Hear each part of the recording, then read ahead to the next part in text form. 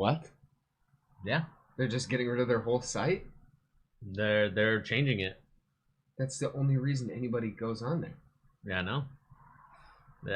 You're telling me, man. Wow, their business is gone. I know. All those poor workers are gonna be unemployed now. I don't get it. Why would they do that? I think just as it wasn't hurting anybody.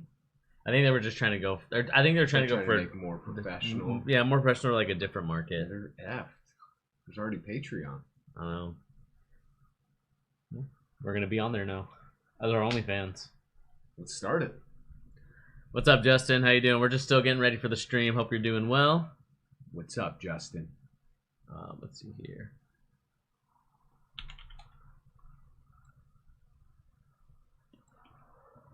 YouTube Studio. Savage right. Love.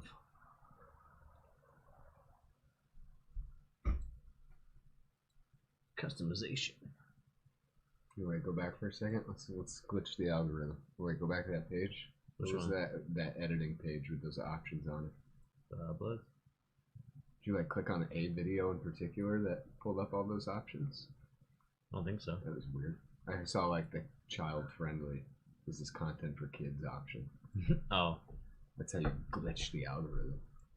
With our Elsa? Everything is for kids. Elsa stream. Koyama, I was a great atheist in Japan when he went to private school. We grew up in Inglewood, which was one of the worst neighborhoods. Inglewood isn't not from my understanding. Oh, look at that. Mr. Tar Heel Nation all over the comments. I know. What a guy. Tar Heel Nation. Apparently he's I think he's some sort of work UPS or FedEx. I can't remember. I need to ask him. He works at Amazon. Oh, he works at Amazon. I know him. Oh, you know him? Yeah. Yeah. Tar Heel Nation, you dog. You dirty dog.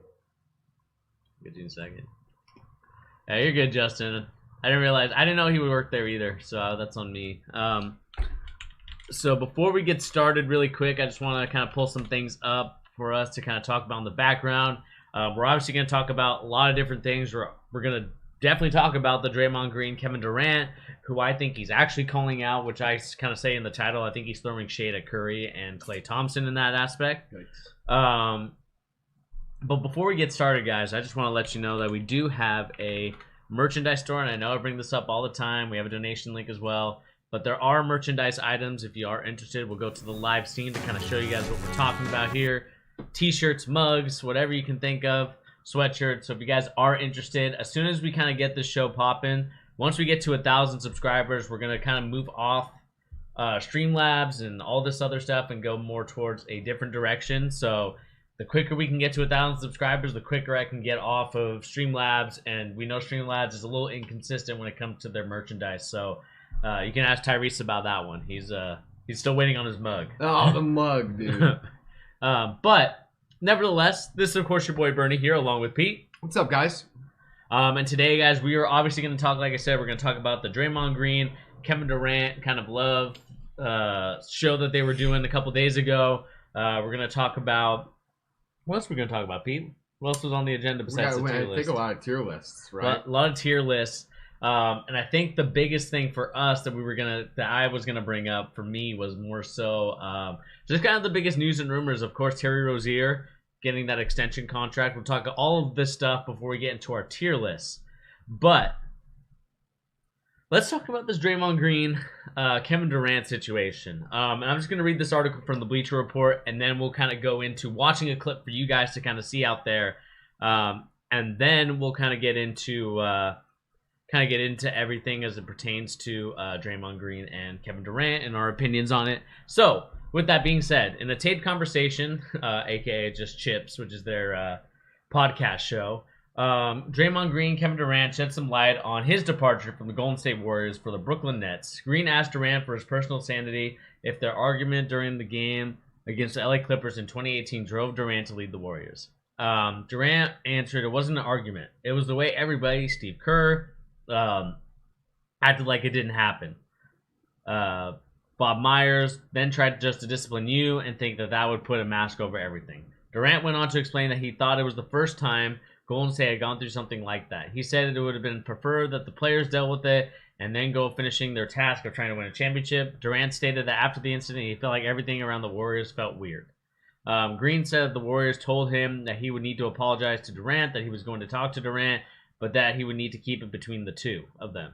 Green related to that to the next day. Team official asked him if he was ready to apologize, and he told them that he weren't going to, that they were going to cause issues for the team. When the Warriors chose to suspend Green, he laughed and said he knew that then the team would have issues. Green then agreed with Durant that things weren't the same the way the aftermath of the argument was handled. Green was ultimately suspended for 1 game without pay. Durant left the Warriors for the Nets that offseason. And we're going to watch a clip really quick of it so you guys can kind of get the context. I'm hoping that it'll play. If not, I'll change. Let me just put this to speakers so you guys can kind of hear it. Me and my boy P, we've already heard it. So let's listen to it. For my own personal sanity, because I've been getting my ass kicked ever since you left. So just for my own personal sanity, how much did our argument against the Clippers drive you to ultimately lead the Warriors? It wasn't the argument. It was the way that everybody, Steve Kerr, act like it didn't happen. Bob Myers and tried to just discipline you and think that would put the mask over everything. I really felt like that was such a big I know this is 3 minutes, so I want to let you guys listen to it first, and like then that, we'll kind of listen to it or kind of respond to it I afterwards. I just want to make sure that everybody Dance, kind of gets the context of what Scotty we're going to talk about before we get into the whole it. So team about in 3 the locker minutes, room we'll said, listen Scotty, to that it, was and then fucked we'll up kind of that get you into did it. that. We needed that.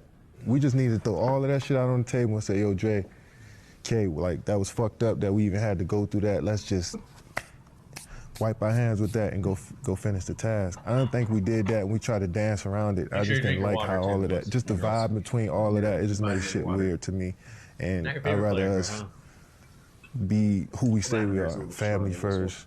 Communication is key. Like, we didn't show that, and that's what rubbed me the wrong way more than anything. When we landed back from LA, I sat Hazel was sitting in the car for an hour and 45 minutes. They pulled me in that room at Signature for an hour and 45 minutes, and they tried to tell me, you need to apologize.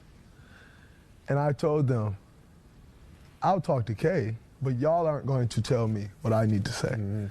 And, you know, they went on for an hour and 45 minutes saying a bunch of bullshit. And ultimately, they realized, all right, we're not getting through to him. We're going to try again in the morning. And so we met the next morning, and they said, all right, you slept on it. You ready to apologize? And I told them right then and there, I said, y'all about to fuck this up. I said, the only person that can make this right is me and Kay. And there's nothing that y'all can do, and y'all are going to fuck this up. And in my opinion, they fucked it up. I think so too. And they told me right then and there, like, we're going to suspend you for this game.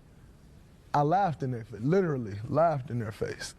And Bob said to me, he said, wow, that was not the reaction I was looking for or expecting. And I said, well, either I'm going to laugh in your face or I'm going to cuss you the fuck out. So you pick, I'm going to choose laugh. So I think what you're doing is funny, and so I'm going to laugh. And so it's interesting to hear you say essentially the same thing that I told them that day.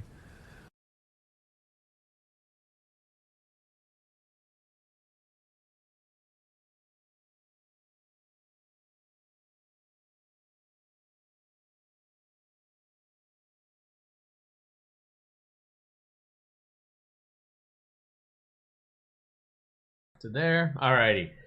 So you guys just heard what Draymond Green and Kevin Durant were talking about. That's kind of been the debate topic for, I think everybody's kind of been wondering that just because of the fact that we're, in this kind of predicament where Kevin Durant's now in the Nets. The Warriors right now are kind of in this like rebuild yet trying to vie for a championship right now.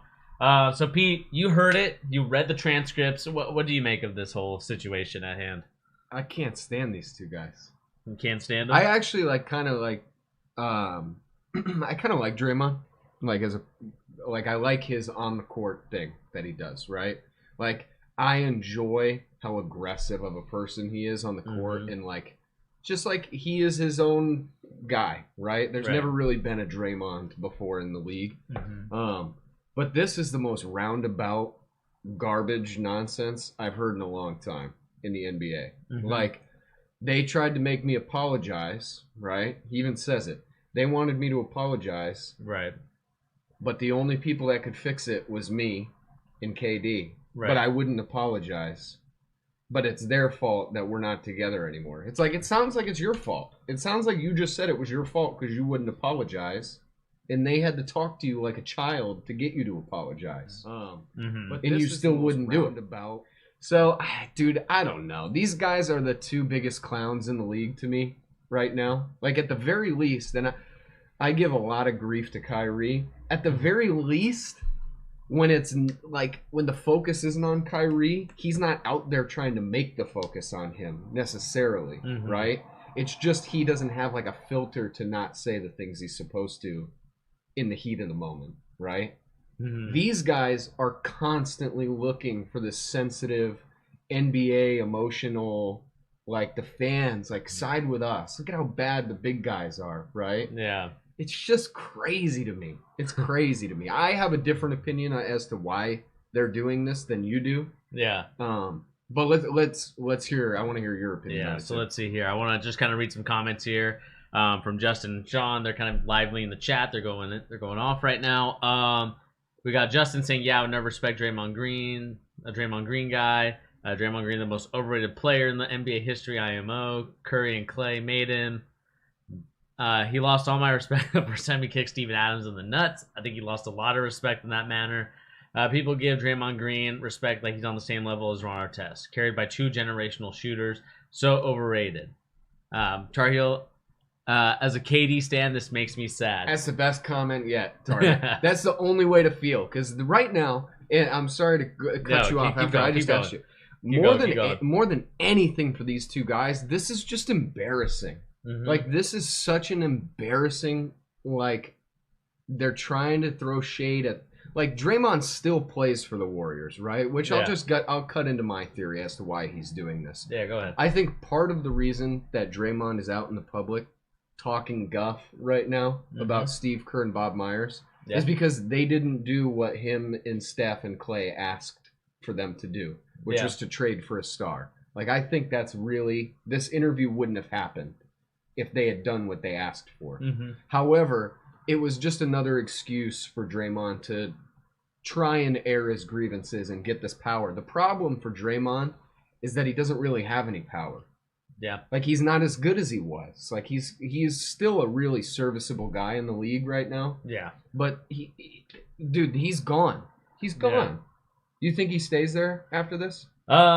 So kind of from my perspective, I think the first thing we have to realize when it comes to a guy like Draymond Green, I think he's trying to venture out to other places now. Chips, which is now his show on Bleacher Report, kind of like The Athletic or like the Players Tribune. Players can kind of post their articles and stuff like that. I think Draymond Green is trying to do that with Chips as kind of like the Bleacher Report thing. I think what was cool about this clip, or not just that specific clip, but this show, was, kind of the other things that they talked about. You can tell that these guys are friends. You can tell that they really like each other and respect each other.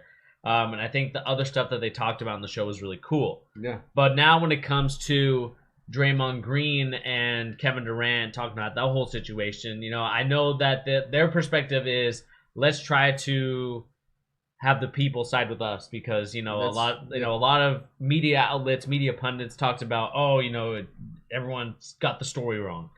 But at the end of the day, the story is that Draymond Green called Kevin Durant the B word. Yeah, we all saw, we saw the initiating point of this. Called him the B word, got really upset about it, and then and then that just kind of caused the friction there. And, I think my whole thing kind of reading this is, their biggest takeaway was, it should have been the players. Because, Kevin Durant brought up the Scottie Pippen argument about it where, Scottie Pippen quit on the team and everybody on that roster was like, yo, man, it's really messed up the way that you did this. I'm hoping that you guys can kind of do, everyone on the Chicago Bulls, because he was talking about the Last Dance, they talked about him or Scottie Pippen in that matter, where it's like, the players came up to him.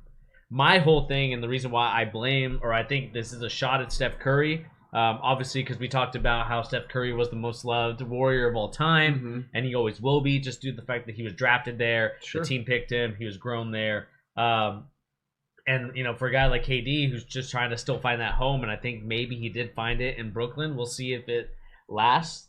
Those two guys, or at least I should say Kevin Durant, threw the shade because he was hoping that the players would be able to figure it out. Yeah. And not the coaches. But I mean, even then, it's like the coaches are doing their job of making sure that there's no tension or any arguments between both the players that have very alpha-like mentalities. Well, and doesn't it just come across as like that high school scenario where you're dating a girl or a girl's dating a guy and you're friends with one of their friends, and then like the breakup kind of happens, and then later on those two have a falling out, and then it's like, we hated him all along. He was a jerk the whole time. It's literally, these are high school girls right now. Yeah. And I'm not even just trying to do the like facetious these guys are, it's just the same mentality that goes into like high school drama. Like it literally is the same exact thing.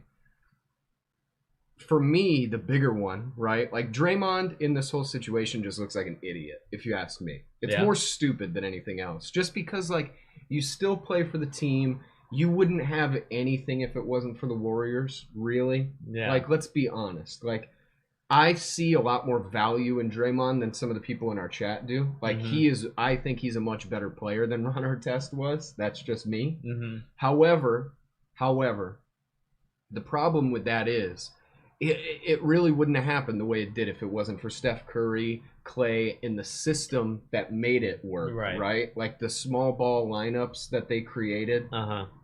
Like that, he wouldn't have had that opportunity on another team. That opportunity existed because of the team he was on with the coach and the general manager. And part of the problem for Draymond, the reason this is so stupid, is Bob Myers and Steve Kerr are beloved in the league. Yeah. Right? This one story of these two guys that everybody knows as emotional dudes saying that we had a problem with them years ago, right? This isn't going to change anybody's minds about Steve Kerr. It's not going to change anybody's mind about Bob Myers. So now the problem for Draymond is that he just looks like a baby. No front office is going to want a guy that's just going to throw him under the bus, right? Yeah. If he's willing to throw the Warriors front office under the bus, like, come on. What other team is willing to take this guy?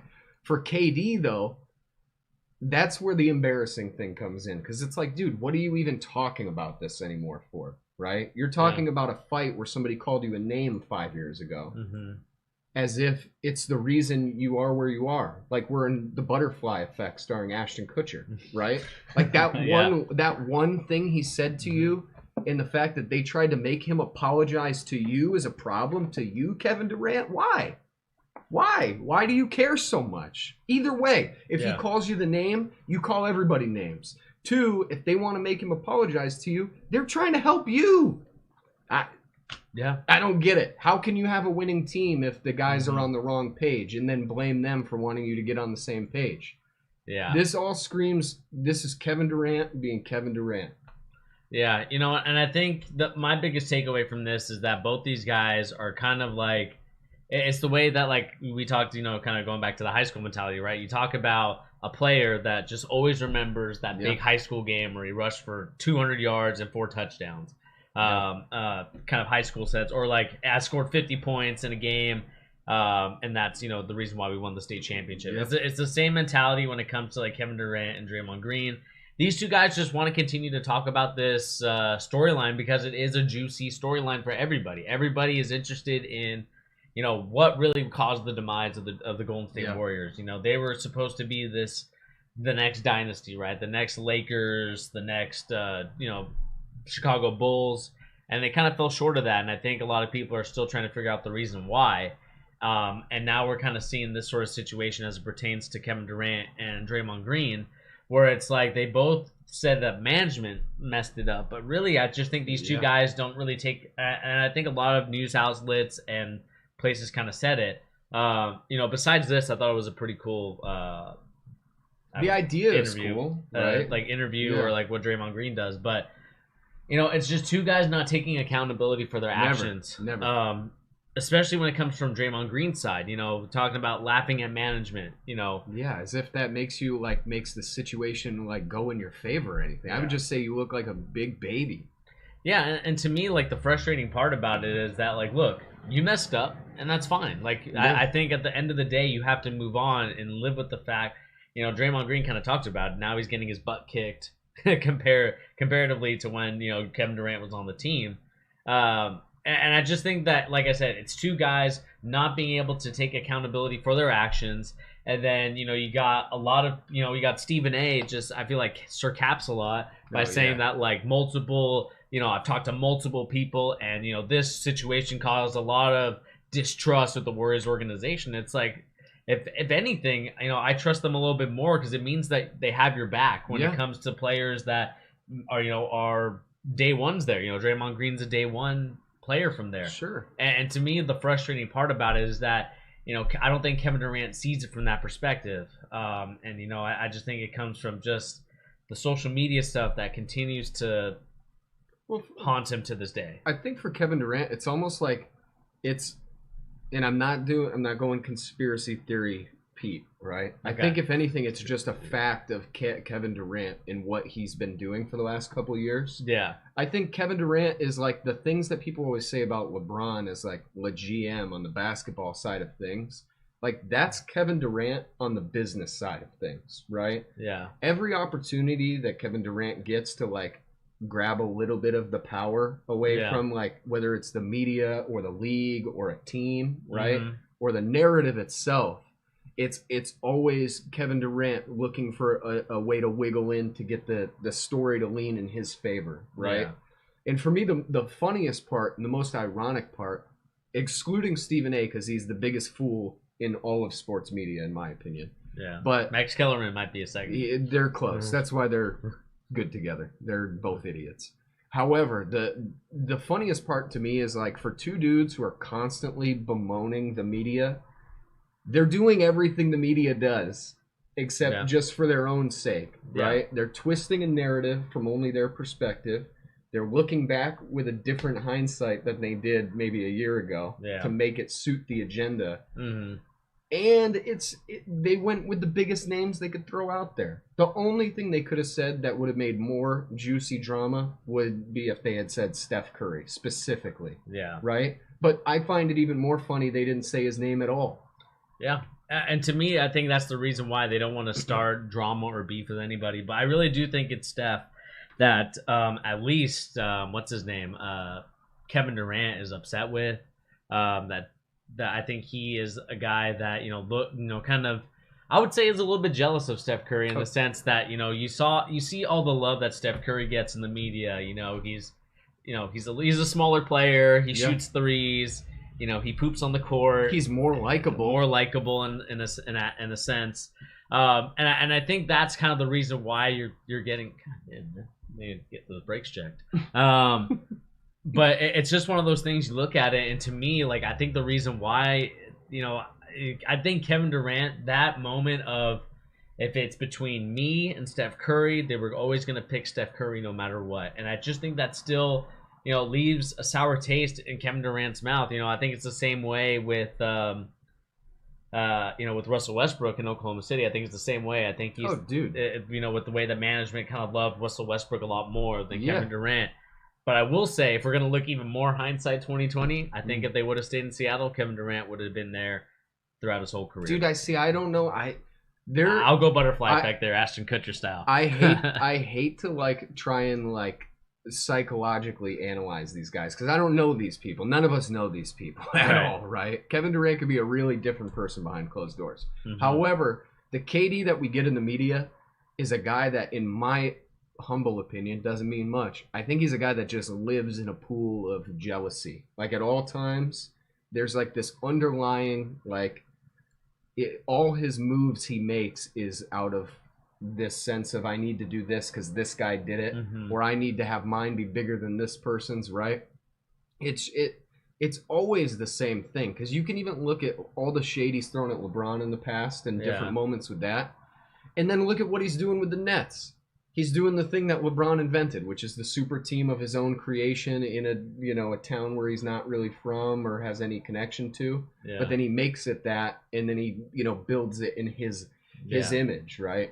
It's all a step, and I think you're totally right. Like, I think if anything haunts Kevin Durant in his night's sleep, it's the fact that no matter what he did with Golden State, the titles he won, none of it will ever equate to being more loved than Steph Curry.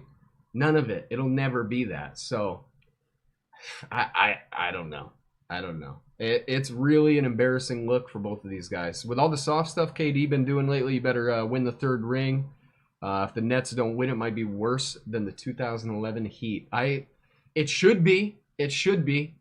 Will he actually get that grief like LeBron does? I'm not so sure, but he should get it. Because I would argue that the three dudes they have on the Brooklyn Nets right now, maybe you can tell me if I'm crazy, I would say they're better than the three guys on the 2011 Heat in totality. LeBron is better than any of the three of them at that time, but like James Harden is better than Dwayne Wade. I'm sorry. I love D Wade way more than I like Harden, but he's better. And Kyrie is a better third guy than Bosh. He just is. So if you can't win, we're going to have to come up with a real crazy story to explain why the league messed that one up too, KD, right? Let's see here. Sean said, Ron Artest brought Draymond Green mentality and defense while being able to put 20-plus a game. KD only care about KD. Only, with the soft stuff KD been doing lately, better win the third ring. If that's the one I was just reading. I just read that one. I don't know, man. It's really frustrating. These guys are just constantly putting their feet in their own mouths, you know, talking about things they shouldn't even be. There's no reason to even bring this up. Who cares about this? Yeah. My whole thing, like I talked about, like I said, you know, I really do think that Kevin Durant, it just needs to be a guy. Like, there's just some people that, you know, for Twitter, it's not for everybody. Like, Twitter's not even for me. I don't even like Twitter that much. I don't have a Twitter. I haven't had a Twitter in 6 or 7 years. I kind of use it just to keep up with the news. Sad day for the OnlyFans people out there. I apologize for you. But, you know, and it's just kind of one of those things you look at it. And... Wait, hold on. Worst business mistake. OnlyFans getting rid of the sexually explicit content, or Dennis Schroeder passing the $87 million contract, or $84 million? It's got to be OnlyFans, man. I think it's way worse. That's way worse, man. they made Schroeder feel better about himself today. But yeah, you know, I think like you talked about, it's a situation that's already happened. We can move on from it. I know that, you know, Draymond Green's really trying to sell this new podcast or new media platform that he's trying to create with Bleacher Report, with Chips. And I just think that this is kind of one of those situations where we need to look at, you know, how can we move on past like previous situations? Like, you know, we've already had the discussions about Draymond Green and Kevin Durant. We've already had kind of this like the fall of the Warriors. You know, maybe in like 20 to 30 years we can talk about what happened. We can revisit that and kind of go back. But you know, this is already a couple of years after. We've already had Kevin Durant talk about it previously. Sure. We've had Draymond Green talk about it previously. And you know, I think the frustrating situation about it is that, you know, they asked Draymond Green as a man to apologize to Kevin Durant, just to go to that point. And instead of, you know, and it's like, you know, sleep on it. If you apologize, that's fine. If you don't, you know, it is what it is. And, you know, I think, you know, we talked about it before with Stephen A. being like, you know, that situation rubbed people the wrong way, but it's like, who heard that? That wasn't anywhere. Yeah, you know, I would love him to reveal his sources on that one. Yeah, I'd really like to hear that. Yeah, like going similarly from you, my biggest takeaway, similar but just a little different, right?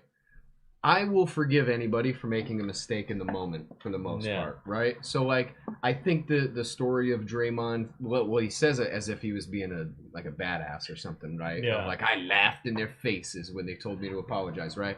That's super lame. You sound like an adult baby. Whatever, right? I don't really care. It's one moment. However, it's the owning up to it later on for both of these guys and just moving on in some semblance of the term moving on. Mm-hmm. And neither of them being capable of doing it, even more so now than they were then. And really, for me, the most laughable part, too, is KD pretending like that's the reason he left the Warriors. Yeah. Like, who believes that? We can tell you don't believe that. Nobody thinks that. You seemed really excited to go to Brooklyn. until all of a sudden the story of him not apologizing to you is now the reason you left, right? Yeah. Come on, dude. Or that that management was the reason why he left. Like, that's what I mean. It was, come on.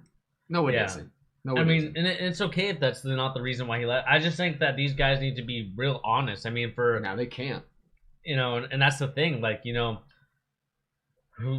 can talk about. I feel like these guys have moved on from that situation. I feel the opposite. I think if anything, they're living in it now. Well, I just think they kind of realized, like, okay, we can kind of do something with this moment, like business-wise. Yeah, sure, but I think those two things, like, in your manhood and your pride for yourself as an individual, like, using this kind of moment as a business tool it's so weak. It's so weak. And again, you guys can kind of watch the rest of the Turtle Nation. Pete, do you count KD's Warriors rings? Am I on? My unbiased opinion, Dirk's 1 ring in 2011, Wade's 1 ring in 2006. Both hold more weight than the 17. I'm really interested. That's coming from Tar Heel Nation. That question. Yeah, I guess more than anything, that's a surprise. I mean, really, I count it. I think every ring is a ring. You win no matter what, and they did go through LeBron. Like, you beat LeBron, even though his teams were significantly worse, for the most part. I think they're the two weakest titles of the last 10 years, just in terms of, like, your team is the best by far in the whole league. But you can't take it away from them. They really were probably the best team we are going to see. Yeah, I mean, that's the bit. Maybe that's forever. Yeah, that's the best collection of talent. And the fact that they were able to kind of have cap space for it. And we were, at that point, we were talking about, like, oh, shoot, these guys could stay for years on years, depending if or, like, whoever I can't remember who the owner is, but if they want to go into the luxury tax for all this time. Yeah. Yeah, I mean, like, I count it, but then you bring up, like, Dirk's 2011. Nothing KD has ever done is that. Like, Dirk is not as good as KD on a single level. He's never done anything like Dirk's 2011. Dirk ran those playoffs on his own for the Mavs. Like, that was crazy. We tangled up? That's Kevin Durant's... Dude, what? Like, come on, dude. This guy's got a Disney pic as the photo. I'm so glad this guy didn't play for the Knicks. He would make it. No, you guys would be too ruthless. He wouldn't make it. He wouldn't make it. Yeah, to kind of go to your question, Tar Heel Nation, to kind of circle back on it, I do kind of view, I think rings are weighed in different ways. Like, I think Giannis's ring means a lot more. I think, I would say LeBron's 2016 ring. I did any of them. I'm sorry, even the Heat ones mean more than those. Yeah. I mean, by the time he won the first ring with the Heat, like, D-Wade had already probably dropped off like 25% of his prime. And Bosh was just Bosh. Like, he was not Clay or Steph. So, they're the weakest rings probably in the last 15 years. Maybe ever. Probably not ever. They're pretty weak, though. Yeah. But let us know in the comment section, what do you guys think of, Kevin Durant and that whole situation. I'd love to know what you guys think. Not only just in the live chat where I see you guys. Shout out to the live chat guys. But also, if you are watching this post live chat, let us know in the comment section, what do you guys make of this whole Kevin Durant, Draymond Green situation, and let us know if we're right or wrong in our assessment of what we think of the two guys. Do you respect these two guys? Do you not respect them?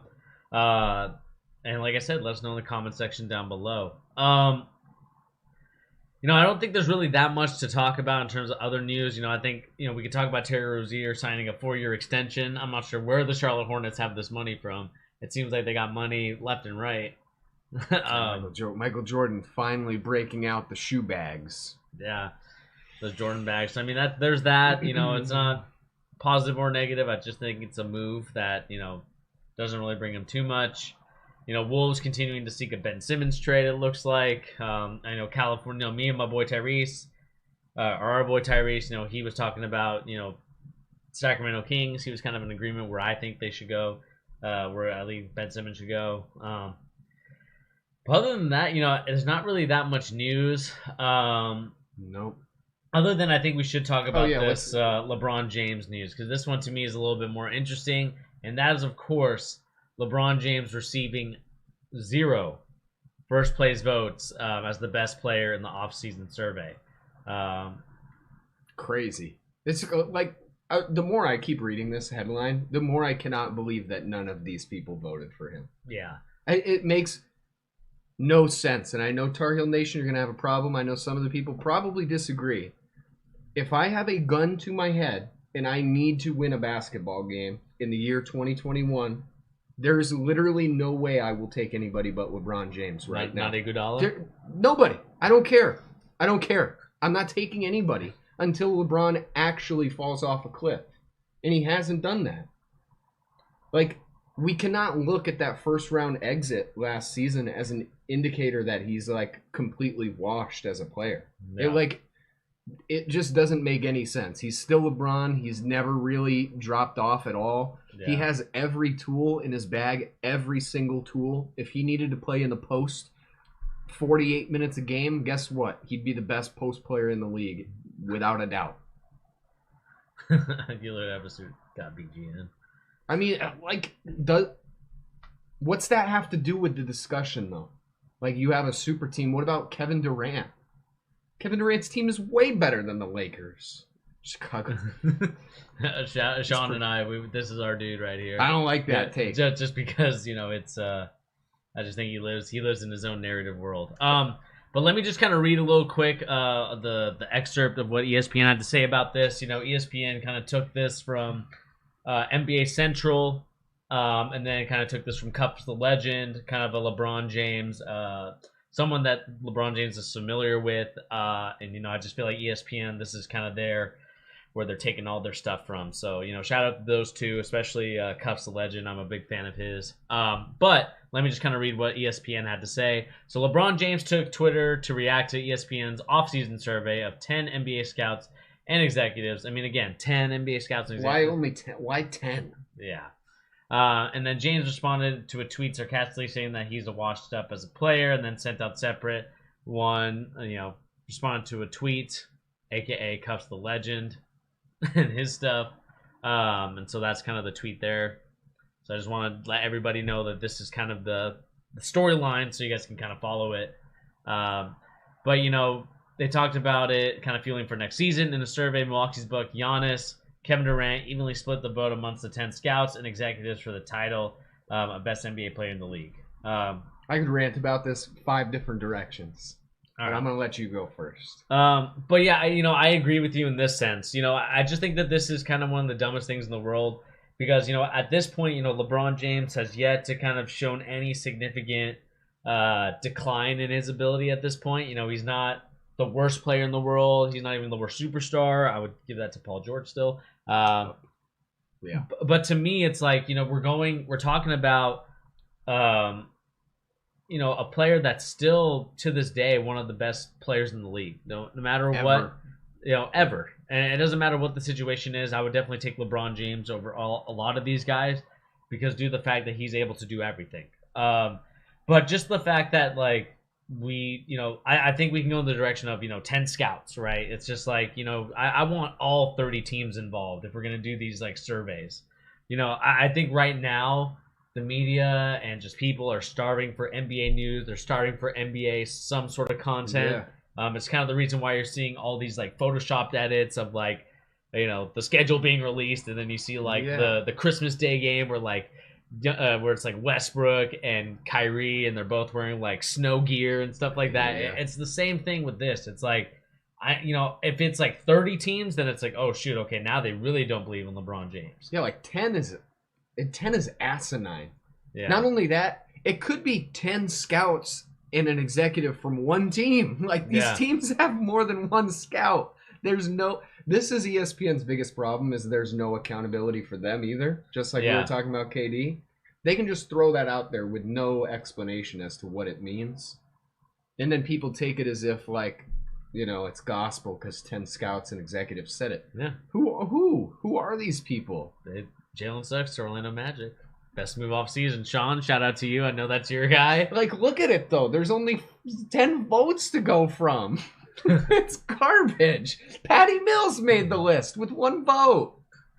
Yeah. Worst moves in the offseason? I Westbrook. agree with the top 2. I agree with this one. Pelicans off season. That was pretty bad. Well, like, here's my other part with this poll in general, right? Are we gonna pretend like 90% of NBA everybody was talking crap about Giannis during the playoffs, and just because he ended up winning, right? And I'm not taking anything away from Giannis. He was incredible the whole playoffs. I picked them to win. But are we going to really pretend like a couple times his play almost didn't get them knocked out of the playoffs against weaker competition than most seasons? Are we going to just forget all that just because he got the ring? It's crazy. It makes you wonder how these guys even become scouts. Like, how do you see... It's who you know. Dude. It's who you know at this point. You know, I talked to a lot of, like, insider guys. It's just crazy, man. How, like, because you know at least 5 of those dudes that voted Giannis. Like, you know they were some of the people saying, how can you win a title with a guy that can't shoot free throws? Well, but literally, he can't shoot free throws. He managed to shoot a few. He can't shoot threes. He can't really dribble, like, really effectively. Like, I just don't see it, man. Like, I know he's one of the 5 best players in the league, but just saying undisputably him and Kevin Durant are leaps and bounds better than everybody, it doesn't make any sense. It really doesn't. Yeah. And like you said, you know, we're talking about 10 NBA scouts, and I think that's kind of the direction I want to go in. But more importantly, you know, I just think that the fact that LeBron James didn't even get 1 vote in this conversation, or the fact that, you know, no one else besides Giannis and KD got votes, is kind of ridiculous at this point. You know, 5 executives from the Nets and 5 from the Bucks. Like, that's true that it seems like they kind of went and talked about. You know, my situation, or my kind of beef with everything right now is the fact that, you know, I want to hear from all 30 NBA teams. I want to hear from a consensus, like all 30 teams. You know, you can have, like, you know, 10 from each, you know, scouting, 10 from scouting, to, you know, maybe 1 from executives or whatever, in terms of, like, maybe hear from 10 scouts from each team. You know, it doesn't really matter. My point is that I want to hear from all 30 NBA teams, because I don't think that, you know, LeBron James would at least have 1 vote. But I'm glad that, you know, LeBron is looking at this from a positive perspective and trying to kind of fuel his fire, get his guys going.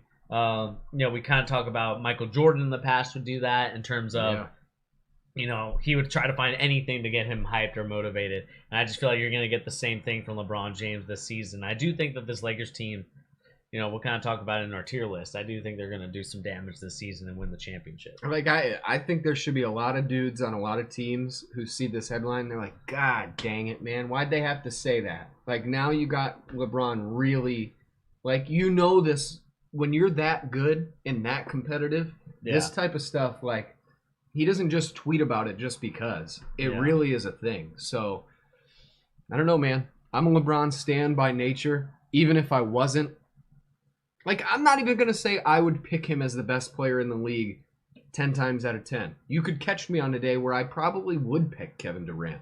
I don't like Kevin Durant as a human being necessarily. As a player, he probably is the best player night to night right now. Yeah.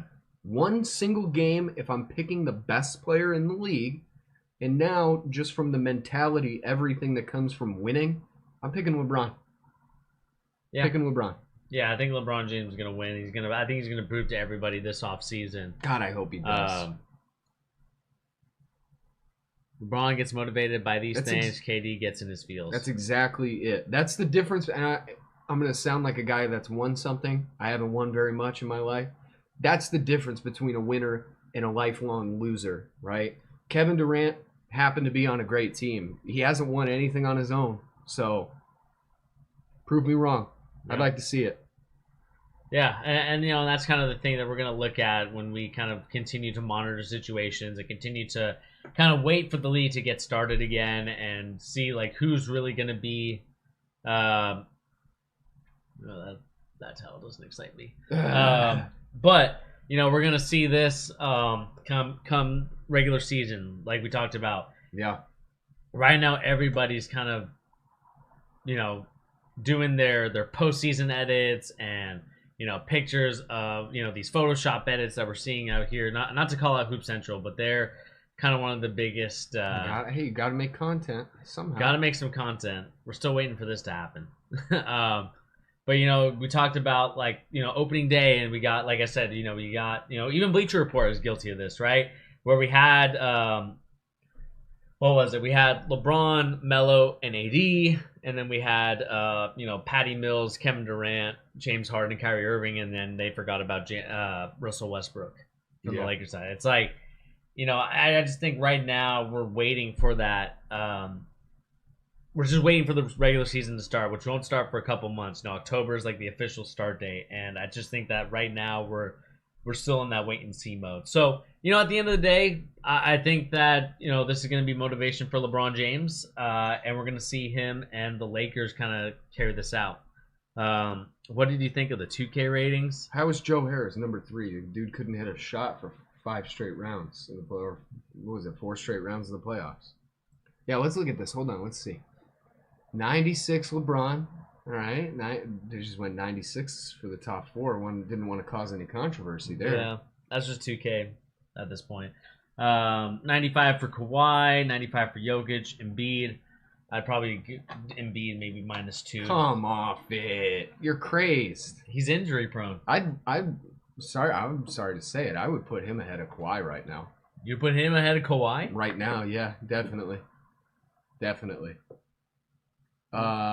Jeez, how was James Harden not a 95? I don't really understand that. Yeah.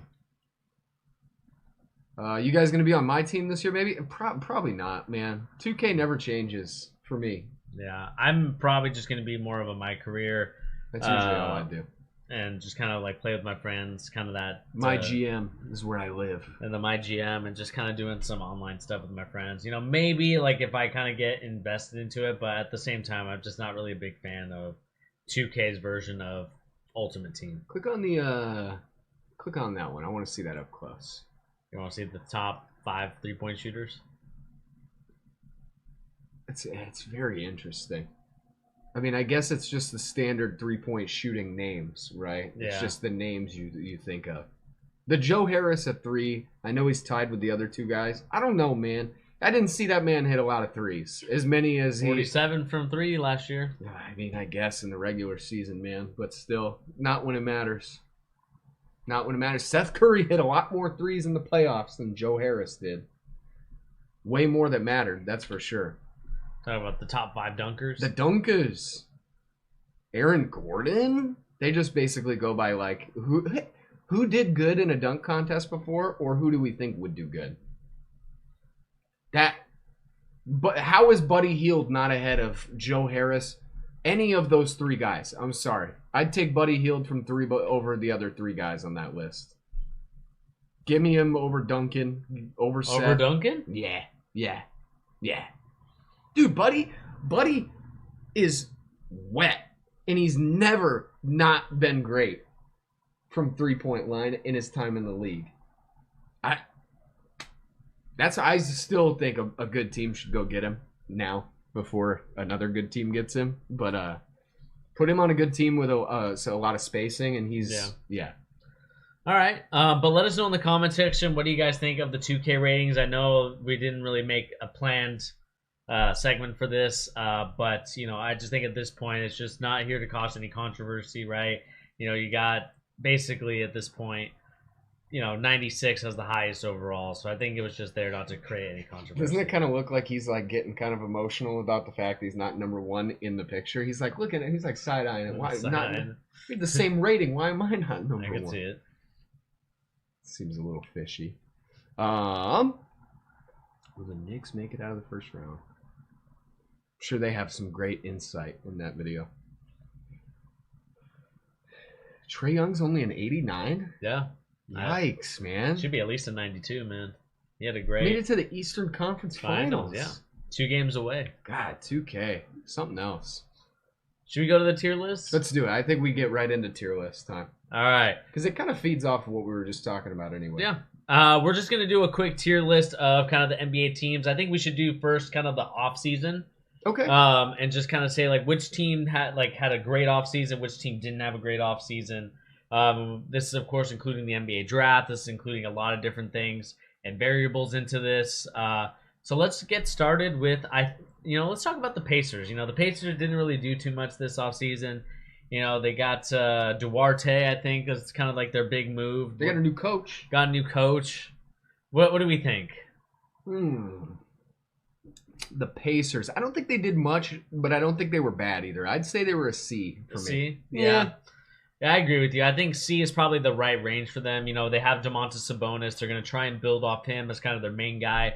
But I think if it goes down south quickly, I could see this being an F because, they're one of those teams that's like, we're looking to get to the NBA Finals. We're looking to be a contender in the playoffs. But they have yet to make any moves to kind of warrant that. So yeah, I gotta put them in the C range as well. But I also kind of want to put them at the D.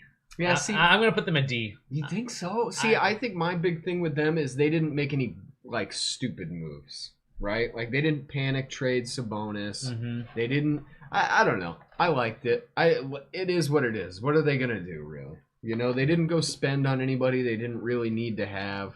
Yeah. I don't mind it. Let's go with the San Antonio Spurs, another team that's just kind of... Ooh, I don't really like theirs. However... I do like the fact that they're going full rebuild mode right now, so I would say it's a D. It's not an F for me. It's not an F. Wow. It's close, but it's not an F. Yeah, I would say it's between a D and an F, but I would probably lean more towards the F. Just due to the fact that they basically drafted a guy that I think they could have gotten later and maybe traded down and done some things there. There's a lot of rumors since then, though, that he was going to go at 16. There was a lot of rumors that the Thunder were going to take him.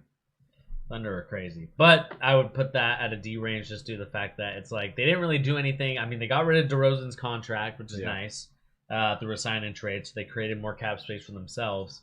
But we'll see what they do with it. Like you said, it's full rebuild, and I think they probably should go in a different direction for coach because I just feel like Popovich, it's time, man. Nah, just stop. He's still Greg Popovich. He's still Greg. I'm going to respect him as Greg Popovich, but I just think it's time, man. You got to let Becky Hammond take the reins and let her control it. Maybe a year or two. Yeah, I mean, right now, see, the problem with that, though, is, he would be leaving her with nothing, right? Yeah. He'd be leaving the situation way worse than he was, for the entirety of the time he could have given her the team. So I think he needs to ride it out at least until the ship is kind of corrected just a little bit. What about the Cleveland Cavaliers? Where do you rank them? See, I like their offseason, but a lot of that hinges on the fact that they took my guy Mobley. Yeah. Give him a C, maybe? Yeah. I mean, I would lean B. Because I don't think they made any bad choices. I think that's definitely something to weigh into it. A lot of these teams make bad choices. Yeah. I would like their offseason a little bit more if they had gotten rid of Love, traded Love for anything or gotten rid of him for cheap. Yeah, I'll say C. Yeah, I'll say C. I think C, just due to the fact that, right now they're just in a wait and see. We had rumors that they were going to trade their guards. Sexton, they were going to trade those two. Do it. And so they didn't do that. They got Mobley, the guy that they wanted. And really, they signed Jared Allen to a big long-term contract extension. I just think it's too much for that one. It's just one of those things where it's it's a wait and see for me and see if they can do something with that roster. So C for me. Sean, you said, I think Pop is finished. Yeah, I mean, as a winning coach, he might be, but it's a tough spot to leave anybody in with what they have. So, should we go to Dallas Mavericks? We already have the Mavericks. They signed Jason Kidd. I went off on Jason Kidd a couple days ago on I'll that. say it. I think they're a fat F. It's fat F? To me, personally, I think they had one of the worst off seasons. The sneakily one of the worst off seasons. Because it wasn't a matter of giving out a really bad contract to anybody in particular. It wasn't a matter of trading somebody they shouldn't have traded. It was just a whole lot of nothing, and then the things they did do just weren't really very good either. Yeah, you weren't a fan of the Hardaway trade. Not trade, the re-signing. I mean, for the price they got him, it wasn't egregious. Yeah. Right? It's a decent contract. It's just, he doesn't, what he is. And they still have Kristaps Porzingis. They didn't make their team better. Yeah, they just kind of stayed here. And you have a worse coach. So to be honest, they kind of went from here all the way kind of a little bit down. I even think they went on, they're on kind of a downward slope now. Yeah. Just because, you didn't replace the weak points of your team really at all, and they got a significantly worse coach. Yeah. See, Jason, Sean, you're right. I agree. I mean, if they had done much of anything aside of like getting a second star. Maybe it could fix it, but the Jason Kidd signing is just too bad. It's too bad. 2 more years until Luka asked for a trade to NY, Dallas' first off season. That's what he's hoping for, man. That was the guy that he wanted, the Latvia. I dreamed, and it didn't happen. But maybe the dream will just be 5 years late. Yeah. I mean, we'll see, man. We'll see. Like I said, they didn't really do much, and they basically got like a really bad coach. Oh yeah. Okay, cool. Whoops, don't mean to do that. There we go. Clippers. They're an interesting one. I feel kind of the least either direction for them. Yeah. I would say C. Yeah, I think C too. Like bottom of C tier, probably. Yeah, just due to the fact that like they got rid of Patrick Beverly, which was good. I mean, but they got Bledsoe. Bledsoe sucks, yeah, dude. I'm sorry. They reunited with Bledsoe. Eric Bledsoe sucks. That was we haven't had a chance to talk about that. Yeah. That was terrible. What an awful trade, signing, all of it. Oh. Yeah. I mean, the only good news about it is that they re-signed Kawhi Leonard, so they got him back. Not there for a year, though. Yeah. They lost Chauncey Billups as an assistant head coach. To me, it's like the Clippers kind of just stayed. They didn't go up. They didn't go down. They just kind of stayed at this point. Yeah. Yeah, Brandon Boss automatically A+, most underrated player in the draft. I'm not so sure about that, but you might be right. Who knows? Yeah. Them high prospects, they always they got a little extra in the tank compared to the other guys in that range. So, yeah. All right, what are we doing now? Should we do the Trailblazers? I think they get an F. This is an F. This is a big F too. Damian Lillard was like, all right, see what you can get me in the offseason, and let's talk about how we're going to make the playoffs and try to go for a championship. They went the complete opposite direction of that and didn't sign anybody. I mean, the only person they re-signed was Norman Powell. $100 million. Way too big of a contract. I think, which is okay, but still, it's like you didn't add anybody else to that roster. The way that you had the Lakers add people, the way that the Nets added people, and you got Chauncey Billups, who I think for a team that's looking to rebuild or kind of have a young player with a young coach, I think that works. But with Billups kind of being like the main coach, to me, it's just kind of like you are regressing, and I think you're going to lose Damian Lillard next season. When really they put themselves in a pretty bad position because like the only name that's floated out there for them to even get is Ben Simmons. Yeah. And if you somehow they're not going to get Ben Simmons for CJ McCollum, I'm sorry to tell any Portland Trailblazers fan, it's not going to happen. CJ's not worth that much. Yeah. But as big of a Ben stan, I guess you want to say I am, or a Ben defender more than anything, he doesn't move the needle. Losing Gary Trent during the season makes an F. See, the problem, Sean, is that they not only did they trade Gary Trent for Norm Powell, but then Gary Trent on his rookie contract turned into a $100 million Norman Powell contract, which is that's just a terrible move. In retrospect. I mean, at that point, it's like, why not pay Gary Trent the money? Pay him 65 or 70. He got an extension, didn't he? Yeah, I think that they should have extended him more than Norman Powell. I know Norman Powell can play, he can ball out, but I just think for their team, I think Gary Trent was a better fit. But again, that's just my opinion. But I do give the Portland Trailblazers an F, and I do see them losing. That's Dame isn't going to make it to midseason with them. Unfortunately for the Portland Trailblazers. Pelicans are the biggest F. They're bottom of F tier. I think this one's self-explanatory. They were just all around terrible. The only thing that's going to end up maybe saving them is Trey Murphy. Looks really good. Yeah. He looks really, really good. Yeah, I mean, losing Lonzo Ball, Zion might be leaving, not really adding anything to the team. The only thing you did really was extend Josh Hart's contract. They got Valanciunas too. And they got Valanciunas. But other than that, to me, it was just it was not good. And the fact that you lost basically Lonzo for nothing, that makes it an F for me. Yeah, and I would clarify too, I think for me personally, I don't know about you, like other teams, the Valanciunas trade is way better. Like if you manage to get Valanciunas for Bledsoe and Steven Adams, 9 teams out of 10, that's a great trade. It just so happens that he went to a team where I personally think like it doesn't make very much sense for your best player, which is Zion, to play with Valanciunas. So I think they have the worst offseason. And they hired a coach who's a first timer. So 76ers, where do you have them? Oh man, this one's weird. They're gonna have to go in D for me. but it can swing pretty heavily either way. I think it could swing heavily depending on who they manage to get in return for Ben Simmons, but I guess that's not going to go towards the offseason. Dang, I kind of want to put them in F. I think they get D just due to the fact that they re-signed their guy in Joel Embiid, which is kind of like the biggest thing. I actually forgot about the Embiid extension. We'll stay D. The reason, that's kind of a big thing because, if you can't get Ben Simmons to commit to you, and then Joel Embiid decides to leave, then it's like that's F. But the fact that they got Joel Embiid to recommit to them for a long-term contract, that's great. The only thing that kind of makes it all the way down is the fact that they didn't really sign anybody new. They kind of keep in the same core, but now you got Ben Simmons, who's MIA, which I don't think is going to help your cause. Moving up the list. So D, I think, is probably the most appropriate place for a 76ers team. I'm not gonna lie, I actually completely forgot the fact that they re-signed Embiid. I would actually lean towards C with that being the case. However, we'll stay D. I think that's fair between how we both feel. Boston Celtics. Oh boy, I think we're gonna have different opinions on this one. S tier, right? I think we can both agree that that's not accurate. I would say this is top of D tier for me. Professor V.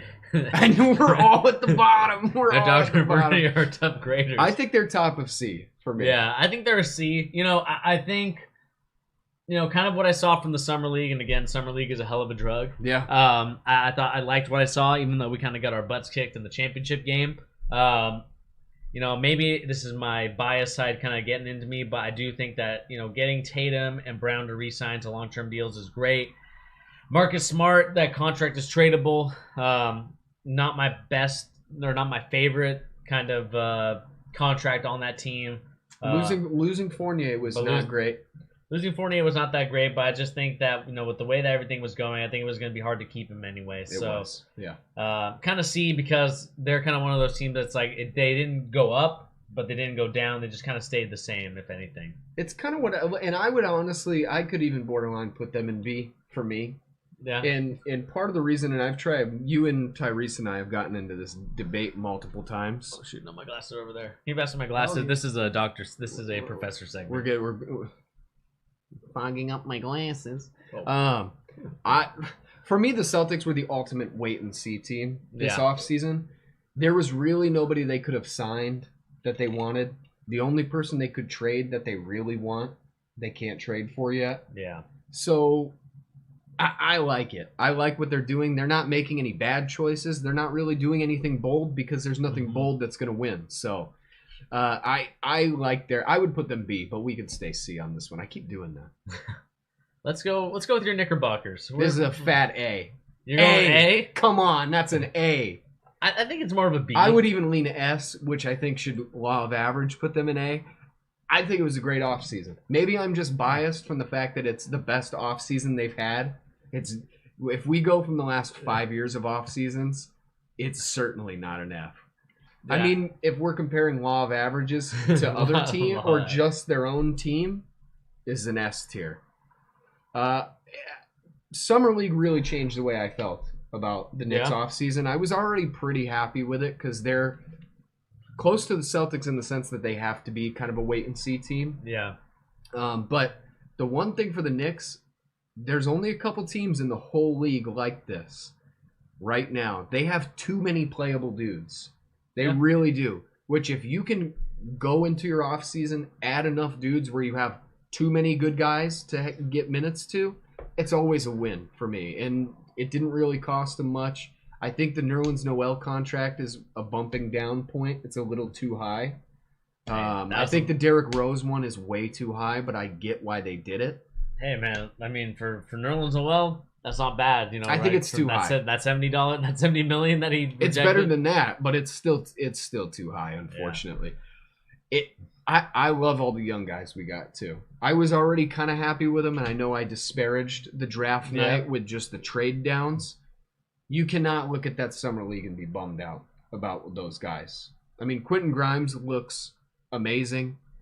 Miles McBride looks even better. Come on. Agree with Stephen A? I don't.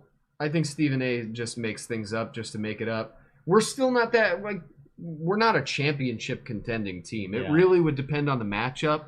And even then, I still probably wouldn't take us out of the first round. I hope we do. I just don't think it's going to happen.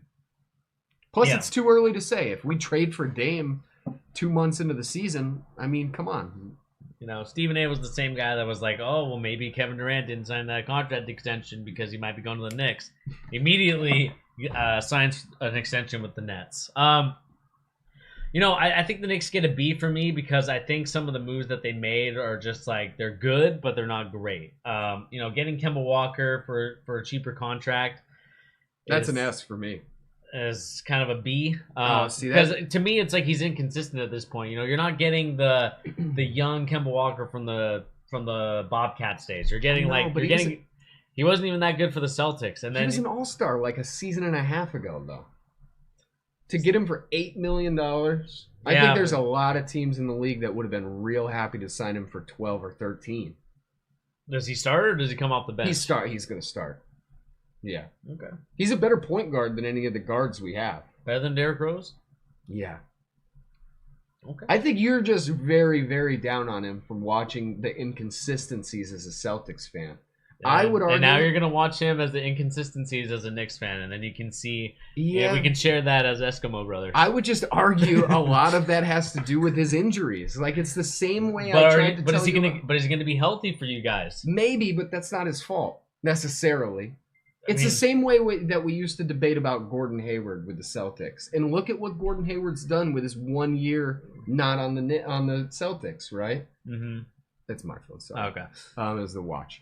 I just think it was a worthwhile risk. Like, because even if Kemba sucks this season and he is the same guy that you're saying he is, whatever.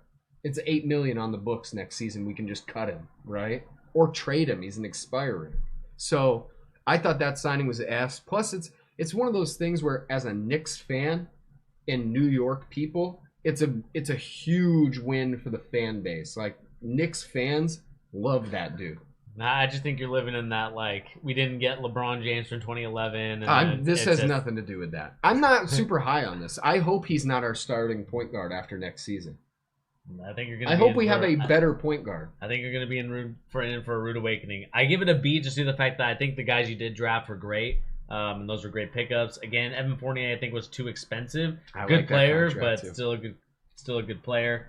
So I kind of give them a B. So, you know, let us know in the comment section down below if you guys agree with our grade. Sean, you said Isaiah Thomas can do everything Kemba can do, but on a minimum. He might be going to the Lakers. That's kind of the rumored. Isaiah Thomas and LeBron going to play again. I don't know. After that sort of like beef and situation. Talk about an actual weird season. Yeah. That might have been the reason he didn't get to play again for a while. Yeah.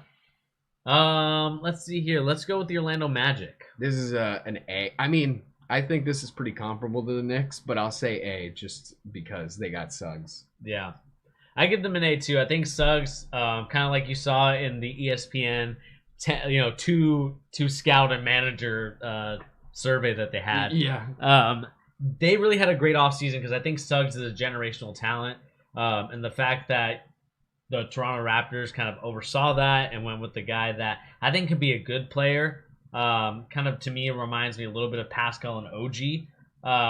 But I just think Jalen Suggs was like the perfect fit. They missed out on the opportunity. Yeah. But the Orlando Magic are right there to pick it up. And now they actually have someone they can build their franchise around instead of having to kind of have a bunch of guys, to play with like Terrence Ross and, Cole Anthony, all those guys. They actually have someone they can build around. Well, and don't forget Franz. They got Franz Wagner as well. Another great signing. It just is more so a team that went from very middle of the road trying just to stay alive and compete to reset, but not only reset, hard reset and get a bunch of good young guys. So adding in the Vucevic trade to get that 8th pick and then just all the other little things they did, it's a great offseason. Yeah. Probably their best offseason in 25 years. Let's see here. Let's go with the Nuggets. The Nuggies. I think this is probably a flat B. Flat B? I think it's a flat B. They just didn't do much. Yeah. One of the more quiet teams, but I would argue they're one of the teams that didn't need to do much. Yeah, I think they just need to get healthy. I still think they need another wing guy. We'll see like Michael Porter Jr.'s trajectory, see if that continues to grow. I would love to see Bobo actually be used in the offense a little bit more. But yeah, I agree with you. Kind of a B. Didn't do too much in the offseason. Another year of experience for Jokic, for Jamal Murray. And hopefully they can kind of get back to that number 2 seed, number 3 seed, and actually contend for the championship instead of, get their butts kicked in the. I mean, maybe I would still argue if they had a healthy Jamal Murray, they might have been the champions this last season. You think so? If things had just played out a little differently, a lot of teams could say that, though. I just think they were one of the better teams in the league consistently. They had the best player in the MVP, Mr. Nikola Jokic, so I liked it. No bad moves. They re-signed Will Barton, too, which is nice for the team, so I like it. What about the Minnesota Timberwolves? Where do you go with them? Oh, man. They're terrible. I'd say D. It's not as bad as those other 3. Yeah. But just barely. It's not great. Yeah, I mean, another year of experience for the D-Lo. I think the only thing that's really positive for the Timberwolves going forward was honestly getting rid of who did they get rid of? Culver? Jarrett Culver. They did get rid of. And then just like disappointing player. They got Anthony Edwards, which I think was a great rookie from last year. I think he's going to continue to grow. But it's still kind of like one of those things where it's like, you have D'Lo, you have Karl Anthony Towns, and it's like, when are those guys going to step up and be like a Devin Booker, or even just kind of any of their classmates? I just feel like they've kind of been here, more so regressing every year, and they didn't do anything in the offseason to wow us as well. Yeah, I didn't like it all around. I mean, I'm still kind of on the fence with Anthony Edwards. Like, I know he was awesome, scored a lot of points, put up big stats. If you really watch the Timberwolves, which, I probably watched a good 20 of their games throughout the course of the season, he is so inefficient, dude. So inefficient. If you just look at the numbers, he looks much better than he is. He was really solid, but I still am not a big Cat believer. Let's see it. Pat Bev will help turn Ant Edwards into a defensive menace, given that black Air Force energy. A Frozen. I don't know. Maybe. Didn't they trade Pat Bev? Am I crazy? That's how they got. Yeah, but I thought he got traded straight to the Grizzlies, didn't he? No, he got traded he went to the Grizzlies and then okay, yeah, and that's why Jarrett Culver's. All right, I had that backwards. Maybe. I think Pat Bev is not good. Not good. Let's hear Toronto Raptors. Where do we go with them? Toronto Raptors. Man, they got to be C. I honestly think D. See, but that's your feelings about Scotty Barnes coming into play. Yeah. Because, and I made a face when you were talking about the Magic getting a huge grade for the Raptors passing up Suggs. I mean, Scotty Barnes was awesome. Yeah. In the Summer League. And I know it's just Summer League. I know. Summer League's a hell of a drug. It's Summer League, I know. But you can't just say it with Suggs, how great he looked in Summer League, and not look at Scotty Barnes was awesome. He was really, really great. Everything that people said were the intangibles with Scotty Barnes, they showed up instantly. The leading the team. Yeah. But other than that, I mean, what else did they add? What else did they do? I mean, they got rid of Lowry for that big contract. Didn't they sign and trade him for something too? They got Dragic back, which they still have Dragic, which they're probably not going to keep him. It's one of those things where it's just they didn't do anything bad, though. I don't think. Yeah, but they didn't do anything good either. So I think, to me, it's they're ranging in that C- to D+ range. So I would just say, look at those teams below them. They didn't do anything as bad as those teams. Yeah, I would agree. And the more I look at it, I'm not sure the Pacers should be in D. I think they should be in C. I think we're going to keep them at D. All right. Okay, boss. We're going to keep them there. All right, I'm down with that. Let's go with the Miami Heat. You talked about Kyle Lowry earlier. This is most people's number one. This is most people's A or B, but honestly, I think it's a C. Ooh, that's harsh. I would say B. You go B? I'd say B. I think it's definitely the most overrated offseason there. Oh, I can't say that. Justin, I'm sorry. I think it's the Bulls, but we'll get to them. Very close to being the most overrated offseason for any team. I think they couldn't have gotten Duncan Robinson for anything cheaper than the 90. I still think that's way too much money. I think you got to pay for that shooter, man. Oh, dude, it's so much money, though. He just doesn't really do much besides that. I know he's a great shooter. I get it. No, number 5 on the 2K ratings. It just doesn't mean much, though, when you lose in the first round. I don't know. They still have Tyler Hero. More valuable than Kevin Durant. They got Tyler Hero on the baby mama. They got Jimmy Butler still. They got Bam Adebayo. They still got Bam Bam. They extended Jimmy, too, didn't they? Yeah. It's a good offseason in terms of you definitely got better. You didn't get worse as a team. It's just like when I look, Big Booty Lowry. When I look at the team, I think people are lying to themselves thinking this is a championship contending team. Yeah. I really do. Raptors are choosing to run with Malachi Flynn. I just don't think that'll get them in the playoffs. Yeah, I don't think they're going to the playoffs this year. Definitely not this season. Maybe, who knows, though. If they keep Pascal, which it sounds like they're going to. They're going to trade him. I think they should trade him. I hope they do. I hope they just, same as the Magic, hard reset. You have a bunch of young dudes, see what they are on a bad team, and work your way up. You still have one of the best coaches in the league. Utah Jazz, where do you rank them? They kind of had the, I would say, a quiet offseason. They're going to run it back with the same crew. They re-signed Mike Conley again. Yeah, not a terrible contract either. They've got to be up in the Nuggets range. I would think. The same reasons I would say the Nuggets are a B, I think the Jazz are a B. You didn't really know what you were, Kyle Lowry was out for that Clippers series. I know they still should have won that series. Mike Conley. Yeah. Yeah. You said Lowry. I got confused. I was thinking somebody else. So I think, B, see what they can do next year. I think this is going to be the final year, though, before you have to decide, which guy to give up to kind of I think we all know. But yeah, B. I think B is kind of the appropriate range. Joe Ingles getting a year older. I'm not sure how many more years he has left, so you're just gonna have to wait and see. He's not as old as you think he is.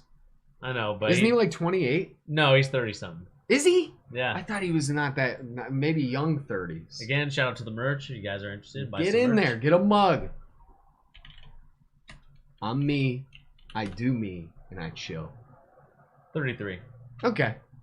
A young 33, Joe Ingles. Look at the face of him. Look at that.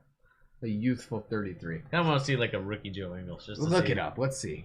What season was he a rookie? Tookie. Tookie Joe Ingles. It must be a thing. They just thought, let's see rookie. Whoa! I'm going to have to find one of those. 2009, 2010. Trying to get one of these rookie Ingles. Dude, he kind of looks like John Cusack in that picture. A little bit. Yeah, a young Joe Ingles. Young Ingles. Has he ever been young? Yeah, they're a B. I think they're a solid B. Whoa, dude, he looks the same. His hair is definitely better, but that's really it. That's really it. Who's that? Wait, go back. That's Clarkson. Yeah. Oh, it's Nurkic.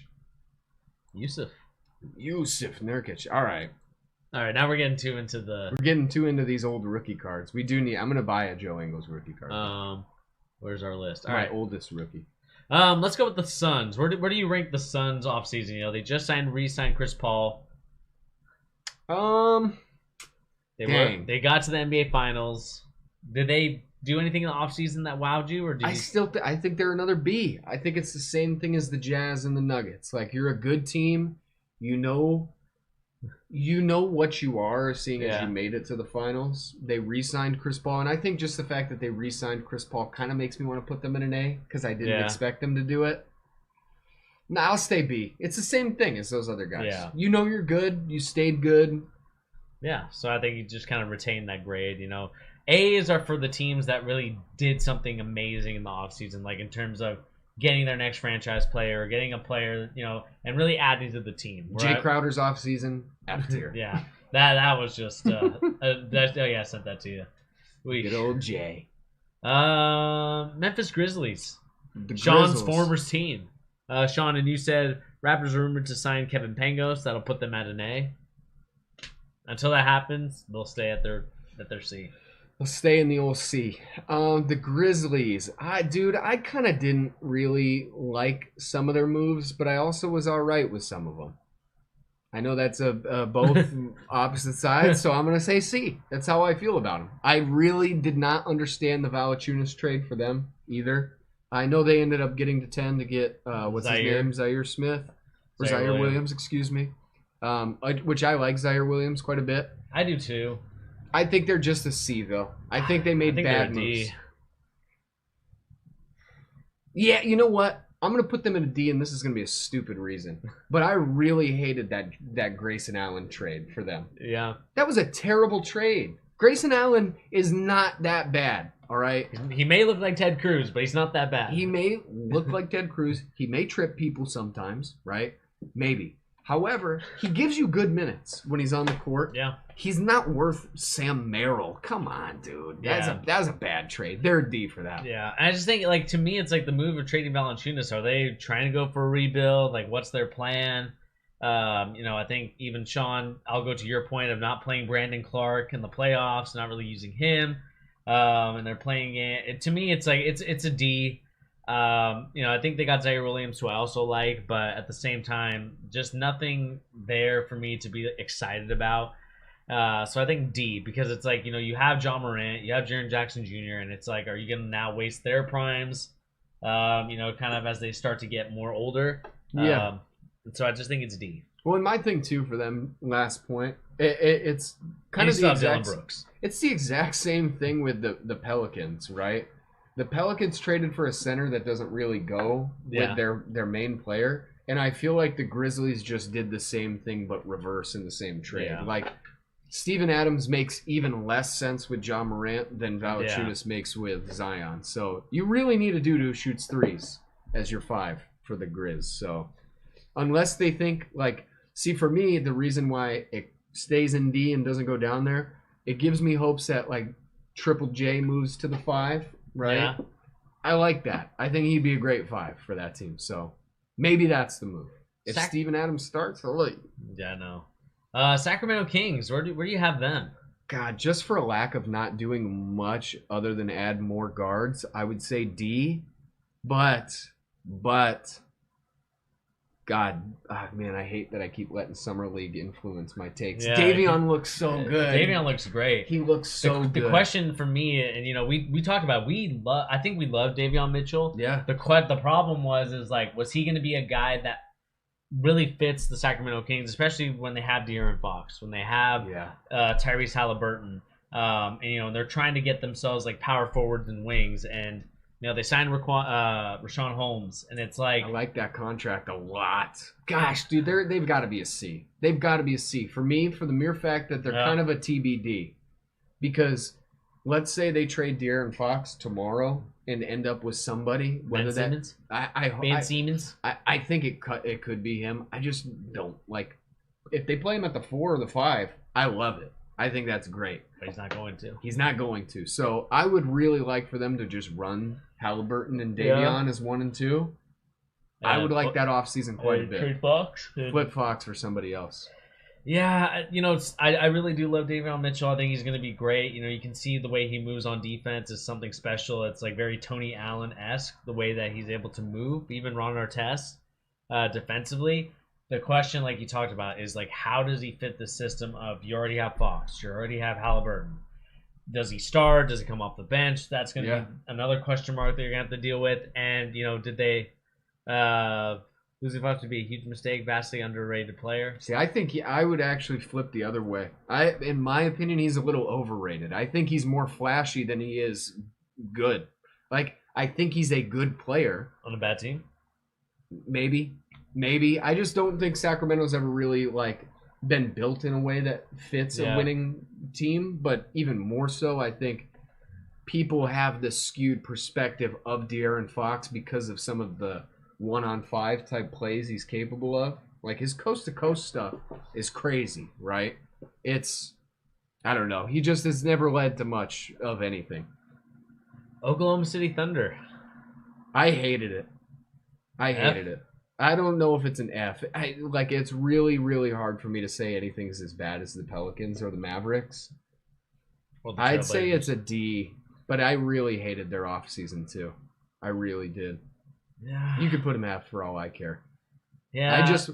You have to put them ahead of the Pelicans. You can scoot them over. It has to be ahead of that. Pelicans are the worst. So and you know what? Put them at the front of F, and then no, not the Pelicans. No, that's got to be the top of F. So this is the good F. Okay. And then the back is the there we go. That's real tier listing. Now I'm fine with that. I like Giddey. It was a real big reach. I just hate the pick nonsense. What do you have all these picks for? You do nothing with. I hate it. I can't stand it. Trying to trade Shai Gilgeous-Alexander in those deals for Cade Cunningham. I know some people liked it. I hated it. It's just not a good deal. They got rid of Moses Brown, who could be a good player for them. Yeah, they just, I think they're a young team looking to try and get better with these draft picks, but to me, they're gonna just remind me of the Boston Celtics if they don't do anything with those draft picks. Because you can't start all those players that you're potentially going to be picking up. So they got to be F for me. Josh Giddey, he can be one of those guys that could be good, but I lean more towards he'll just be like a Dante Exum or one of these players that might be just okay. Won't be good, won't be bad, but just okay. And I just think that it's got to be F, and I think they got to be one of the top tier lists of the Fs. See, I don't dislike Giddey as much, and they did re-sign Shai, so they were gonna re-sign him anyway, because it's his rookie deal. He was gonna get that money no matter what. It's not great. I just don't really understand they're a young team looking to get younger. Well, that's part of the problem, Sean, is if you have all these picks and you're trying to build a franchise. Yeah. Part of the problem is if you space these guys out too much, none of their contracts line up, and then you're just it's the problem that a lot of teams find themselves in. Yeah, and so I just think they're just F. Yeah, they're bad. Let's see here. Let's go with we'll save them for a little bit later. Let's go with the Hornets. Oh gosh. All right, continue. Hornets. They had a good offseason. Oh man, until the Terry Rozier deal. That kind of sours it for them. If we did this yesterday, they would be higher for me. That Terry deal is really bad, in my opinion. Yeah. But they did manage to get a pick for Devontae Graham. I would say they're still a B. Yeah. But they would have been an A for me. Yeah, I know your guy Boat Knight. That's the guy that you liked, and I think that's kind of who you're leaning towards for a higher grade. I agree with you there. I think LaMelo Ball, great pickup for them. I think he was going to be the best player in that draft class. Boat Knight, I think could go either way. We'll see what happens with him. But I think they did a lot of great moves to get guys to help, LaMelo Ball improve his skills and kind of really show off the assets. And so I just think it's got to be B. Yeah, I mean, see, I would lean A. I'd show off the assets. Show off the assets. Did they sign LiAngelo to a two-way? I don't know yet, but I think we're still waiting for it. If they sign him to a two-way, that's S tier for me. Really? Yeah. Oh my gosh, that moves it down to D for me. Yeah, I like their offseason. I think they got better in most positions. Yeah. I think their lack of getting a good big is questionable. They did get Zeller. Isn't that who they got? Or no, they had Zeller. They got Plumlee, the other. They got Plumlee, but they also got JT Thor, who could potentially be a... Yeah, but he's a ways off. Yeah. He's a ways off. I think getting rid of Devontae Graham is a huge plus for them. Yeah. I really do. So I like it. Yeah. They might move a little bit down just due to the PJ Washington situation. What's his deal? The baby mama. What's his deal? What happened with him? Am I missing PJ? Or is it later? We'll keep moving. We'll talk PJ Washington later. Wizards. Sean's Speaking new of team. Washington, I think they had a great offseason. They did have a great offseason. Was it enough to keep up with the Wizards? Or sorry, the Magic? The Magical Wizards. Yeah, I would put them up there, man. A tier? Okay. I like what they did. I really liked a lot of it. And a lot of this hinges on the fact that I'm assuming they're running it with Beal, right? That's the plan. We're going to give this season a go and just play it out and see if we can keep this guy. If that's the expectation, I don't think, one, a lot of teams do that enough nowadays. And two, they did actually add a lot of really solid pieces around Beal that made their team way better than last season. So I think the Wizards I think they had a better offseason than the Magic did, personally.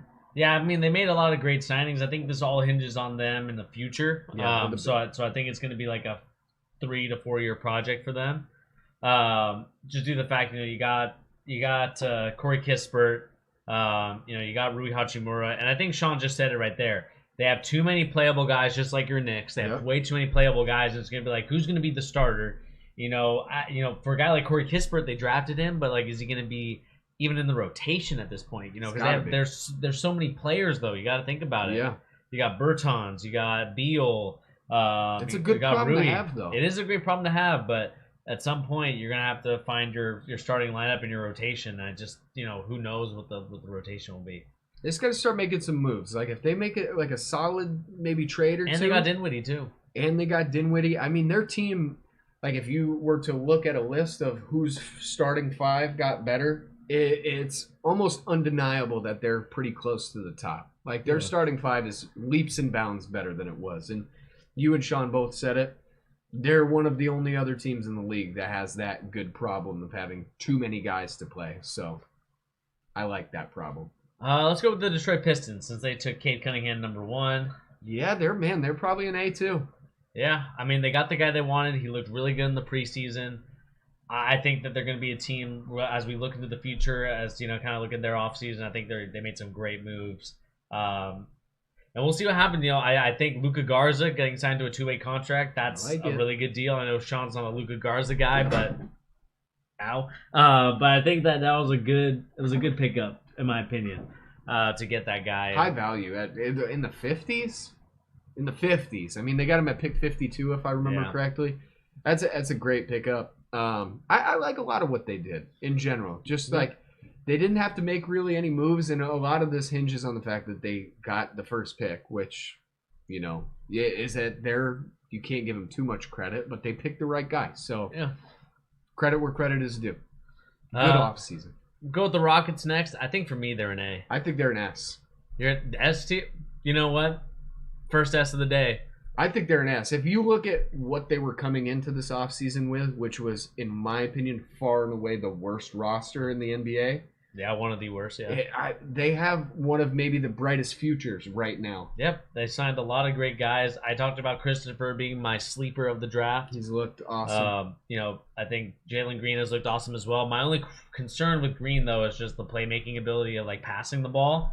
I mean, that was kind of why I liked Mobley more than him coming in, was just that's not his game, right? And so that's kind of my concern. But again, I think Sagoon looked awesome. He looks like the real deal.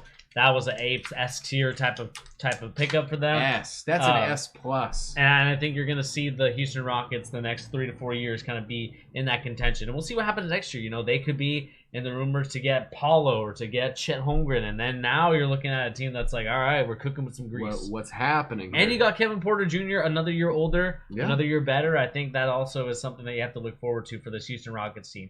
Now, what would make it even more of an S is to get rid of some of those contracts that they have, like the John Wall. See, I'm going to take a slightly different take. I kind of like that they have a guy like John Wall. Not for the veteran. It's the veteran mentor mentality, right, of having a guy that kind of had some problems in his younger days in the league, right, and now he's in this situation. So maybe it's like a good learning tool for these guys. But one, it fills up a lot of cap space that otherwise would be used on somebody they just don't need right now. So fill up the space, have a guy that you don't even really need to play all the time or cater to. It works out. Let's go to the Golden State Warriors. Where do you have them? Jeez, man. I feel like I can't believe KD and Draymond are going to make me say this. I kind of feel bad for them right now for the sake that they're getting thrown under the bus by these two guys. However, that's still not going to make me show them any sympathy. I hated their offseason. Hated. He said hated their offseason. I hated it. I would say D, low, bottom D for me. Might be harsh, though. I'm saying D, personally. I'd give them a C. I think Kuminga, I'm a little bit higher on Kuminga than I think a lot of people were. I kind of had him as my top 5 pick in that draft, and I still think that he can produce some things. Obviously Summer League, we can't make a lot out of it. Like we talked about, it's a hell of a drug. Sure. I mean, there was that one game. What was it? Game 3 for the Warriors. Yeah. He scored their first 12 points or something like that. Yeah, and so I think that was great there, but the reason why I can't go higher than a C, I can't, the honesty could be a D or an F to me, is due to the fact that, like you talked about, they have Steph Curry and Klay Thompson in their prime right now, and the fact that they are going in a direction that's not really catering towards that, And to me, it's like, are you gonna, and Steph Curry did sign that extension, so that's why I moved it up to a C. Yeah. Yeah. But it's like, are you gonna waste their primes by not building a team around them to contend for the championship? And are you looking to just kind of sustain yourself as an organization? And at this point, I think you have to kind of move. You have to move on. And Sean talked about it here. He likes the picks. Kuminga can help get Green out the door. Yeah, but then seeing my problem with that logic is that it doesn't really, and you were just touching on this, it doesn't address what they need, right? Yeah, an older veteran player. They're playing a really dangerous game of we want to build for the future but have our old guys. And that just doesn't really work in the NBA right now. Usually the old guys don't go for it and the young guys aren't ready for it. So you're really splitting yourself up right down from the middle. That's part of the reason I put it as a D. You look at a team that barely even made the play-in game, and then they lost the play-in game to a worse team. I'm sorry, but the Grizzlies were not as good as the Warriors were. They have no player that's on the same level as Curry. No, nowhere. I love Ja. He's just not there yet. They just didn't get any better. And I know people like Moses Moody and like Kuminga. They don't make this team better this season. They don't. You still have Wiseman, who they couldn't even play in the second half of the season or in the playoff game they got. I think this is atrocious. And I hate to use the KD Draymond thing as part of it, but would that be happening? Really? Would Draymond be out there throwing shots at the Warriors organization if they had given him and Steph and Clay what they wanted, which was another guy to play with, right? Mm-hmm. I just don't think they would have. I don't think he would have at the very least. So that's not their fault, but it does lead to a worse offseason. Let's see here. Let's go with the Atlanta Hawks. Where do you got the Hawks at? I know you're playing them Christmas Day. ATL Hawks. Dude, they can't go higher than the Knicks. I'm sorry. Yeah, so you think B? They're B somewhere. I hate to be the Knicks guy, but they can't. They definitely didn't have as good of an offseason as the Hornets or the Knicks did. But I would put them in B for the same reason, very similar to the Suns and the Jazz and the Nuggets, right? You're an A? I think I'm going A. Put them there and let me hear the explanation. Right. Maybe you'll convince me. I'll be silent. What I really liked about this offseason for the Hawks is that they re-signed a lot of their guys that they were looking to get. They're getting Hunter back from the injuries.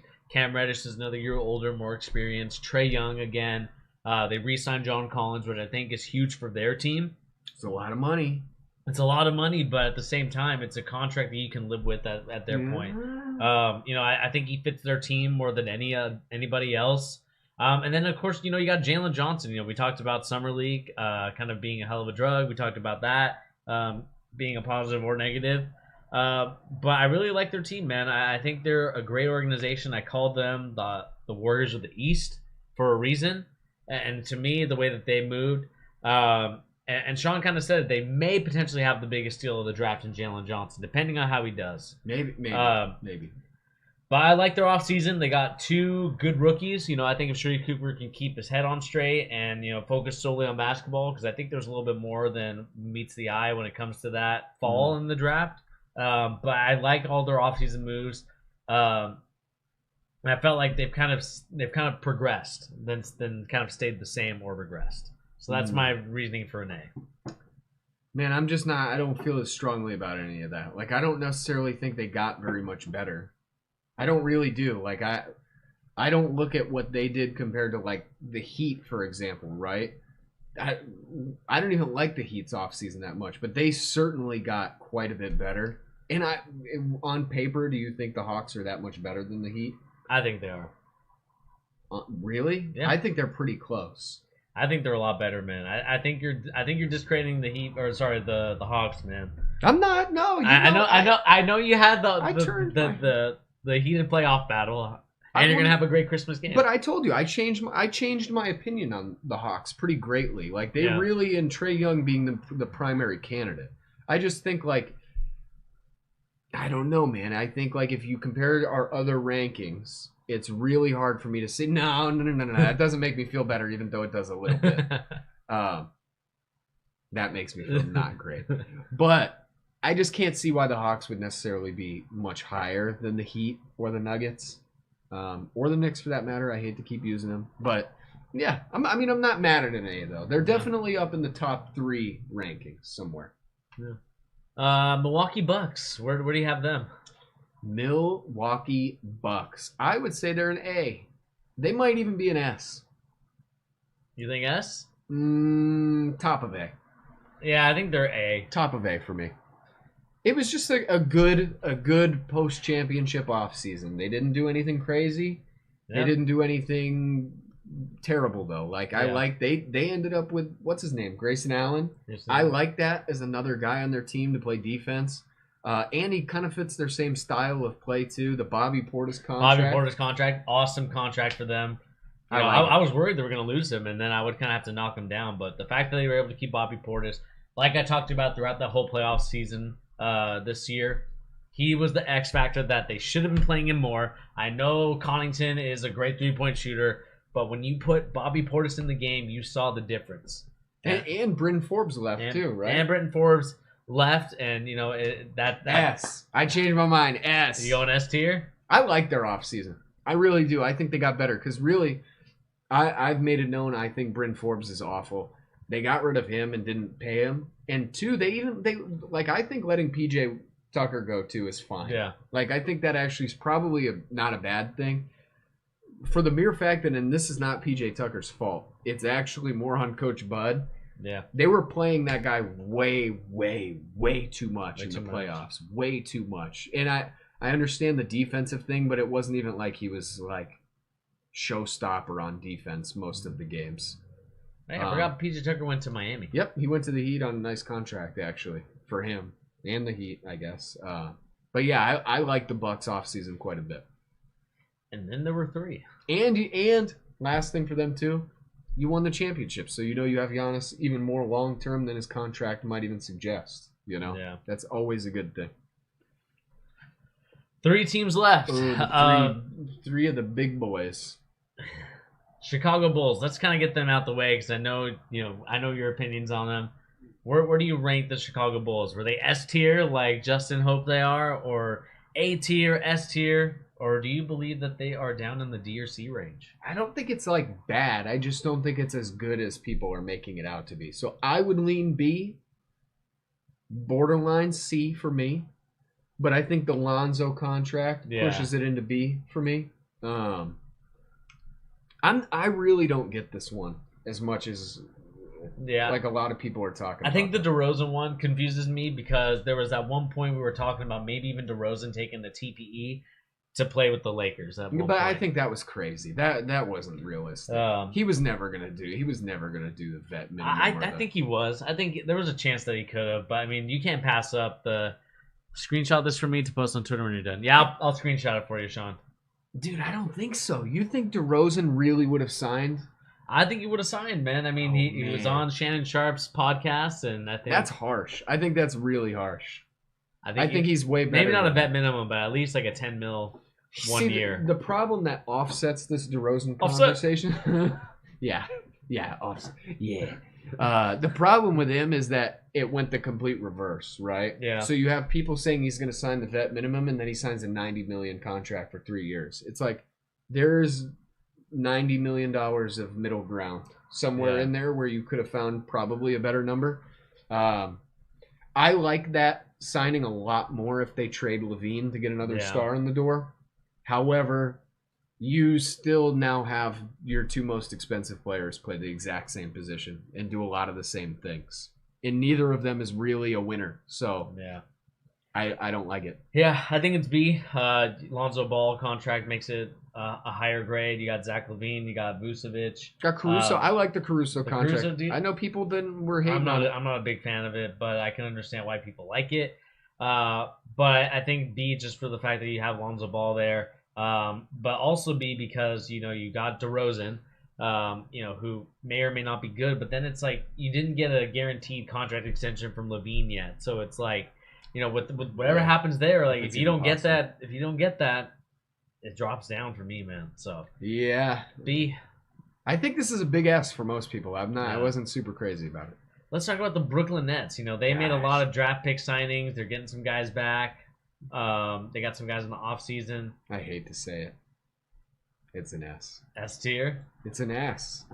It has to be an S. It just has to. Yeah. They addressed their biggest need, which is getting a big guy who can rebound. They got a good Sharp. They got Day'Ron Sharp.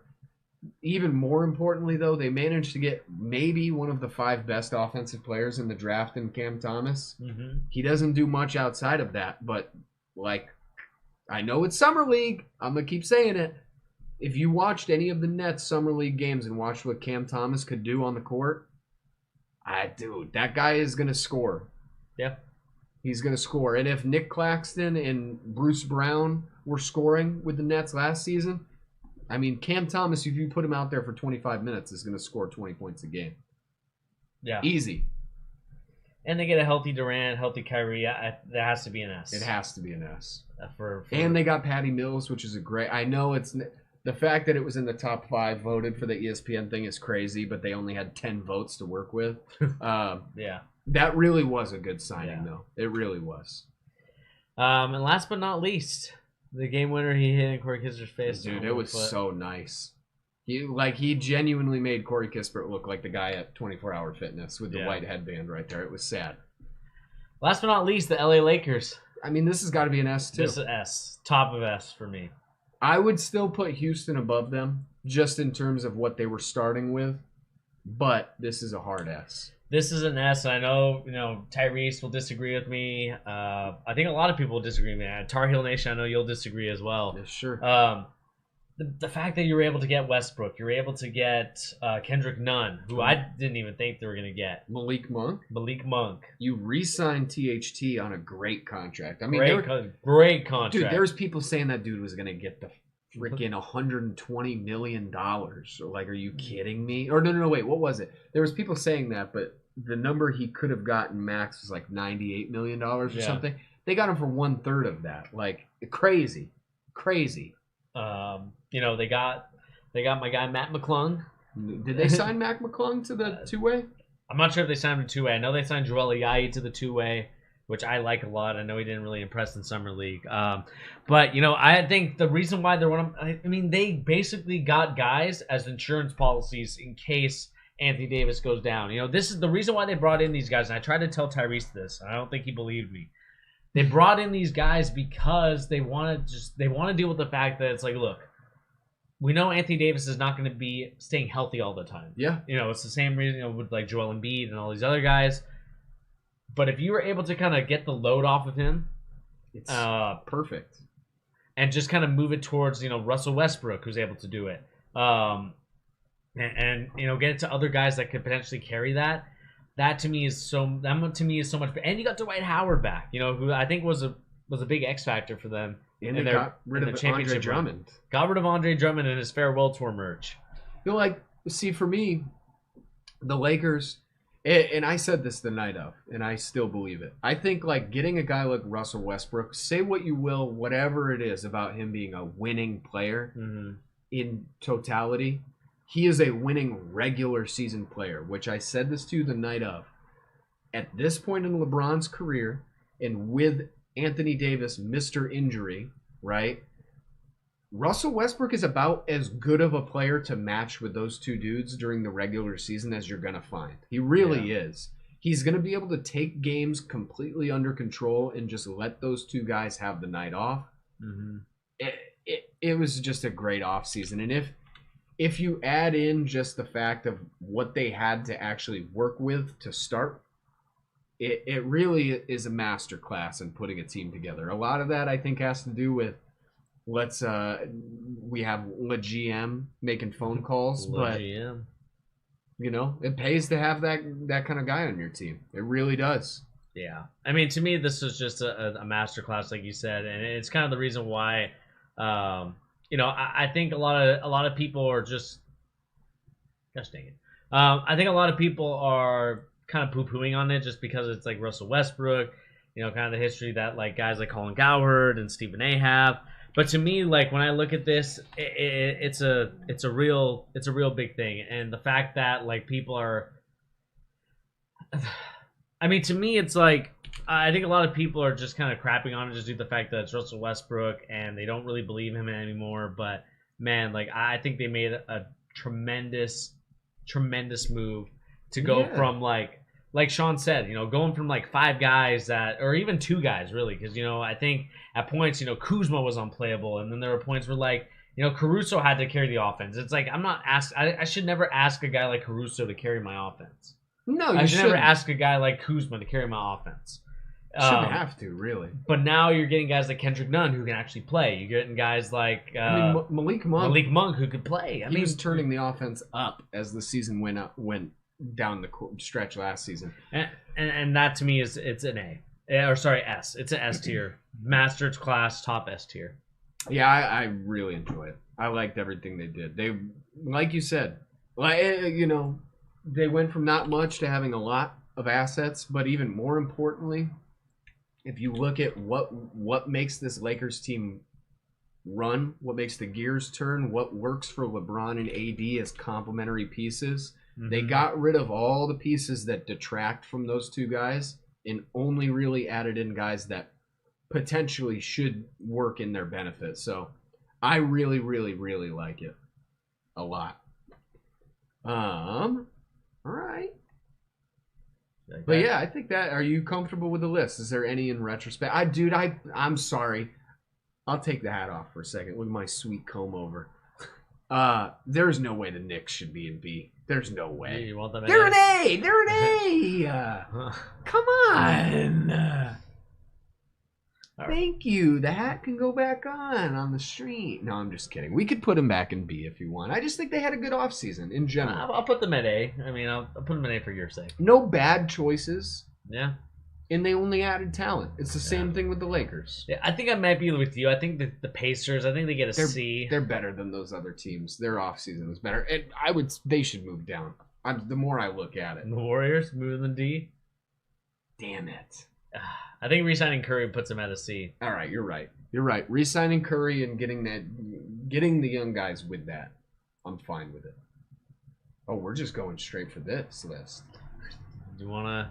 Oh my goodness, this is controversial. You want to do it? Let's do it. Why not? All right, we got one more tier list to do, but before we go into that tier list, these guys is the list for us. I'll put this, shout out to Sean. He's going to put this on Twitter. I just downloaded the image. So once that image is on Twitter, go and leave your opinion on it. Sean will put a nice post out there for it. Shout out to Sean for being my intern, or for our intern for the charge. But let us know in the comment section down below, or let us know on Twitter if you agree with our list or you disagree. I would love to know your guys' comments and opinions in the comment section down below. Now we're going to move on to an interesting list. This list is top 50 players of all time. This one's tough, man. This one's really tough. But let's go through it. I think we just go one player at a time. Yeah, but we're going to do players. Like, there might be some players in this list that, are older. We might not include them. Just due to the fact. Skip. We'll just skip some of them. But let's kind of move on to the list. If I can get that on here. There we go. Yeah. All right, here we go. Oh, gosh. This is, stressful to me. This is more stressful than it should be. All right, let's talk about it. Let's talk, we'll talk about maybe more current. Let's go older players. Let's go Kevin Garnett, beloved Celtic. Where do you have him? He's definitely not top 15, and he's definitely not in the top 50, right? So it means he's somewhere in the 30 to 50 range, and if I remember my list, I would say he's probably in the low 40s for me. Yeah. Somewhere in there. He's not one of the 3 best power forwards of all time, or centers. If you were going to play him at that, he's a power forward. I'd say he's top 50, somewhere in there. Yeah, he's a top 50 player. I think he spent too long in Minnesota, yeah, and I think that's really what caused his career to kind of plummet a little bit. I mean, I love the fact that he's loyal, and that's I love it. I love KG. A great thing, but to me, it's like, we're talking about a player that probably, if he went to a better team, he probably could have been at least top 15. Yeah, personal favorites, he's probably cracked top 15 for me. I really like KG. Let's see here. Let's go with Allen Iverson. This one kind of divides a lot of opinions. This one blows my mind because there's a lot of people who put him in top tier or even top 15. Yeah, he's just not. What do you have him, top 30? He's 30. 30? Okay. He's not top 15. We'll kind of go in order. So we'll go me, then you. So Okay. this is your pick. I would just say from a, if we're looking at like a winning, we want to win, right? Mhm. To me, that should be always the number one criteria of how you grade these guys, right? Allen Iverson is a very ball-centric player. Like, it's just him and the ball, very ISO. We all know this. I'm hard-pressed to put him in the top 15. And if you look at other point guards who are going to probably crack the top 15, I don't think he's better than those guys. Okay. Let's see here. Who am I gonna pick? The Flash, though. The flashiness. Pick the Flash. Oh no, you're going straight for D-Wade. Wait, what's your take on Iverson? I think Iverson is a top 30 player. Okay. I think he had a lot of great achievements. Taking that 76ers team to the final is obviously going to be number one. Yeah. But when it comes, I think Iverson, I think generationally and culturally, you know what? No, I got to go top 15, man. I think like the fact that he was able, I think. Are we talking culturally though? Like, is that part of the equation here? Yeah, I think you have to put it in there, man. Oh, gee. I mean, that changes things though. That's like a harder list to make. I'm going from the mentality of just basketball. Just a basketball player. Your top tier basketball player to ever live. If you're picking 10 dudes to win you a game, is Allen Iverson in your top 15? You have 15 choices to pick the guy that can win you a game. Are you picking AI? I'm picking AI. Okay, hey, I'm not mad at it. I'm just saying, I'm just purely asking the question. Culturally, he would be top tier, right? But I think you could say the same thing about Carmelo. Yeah.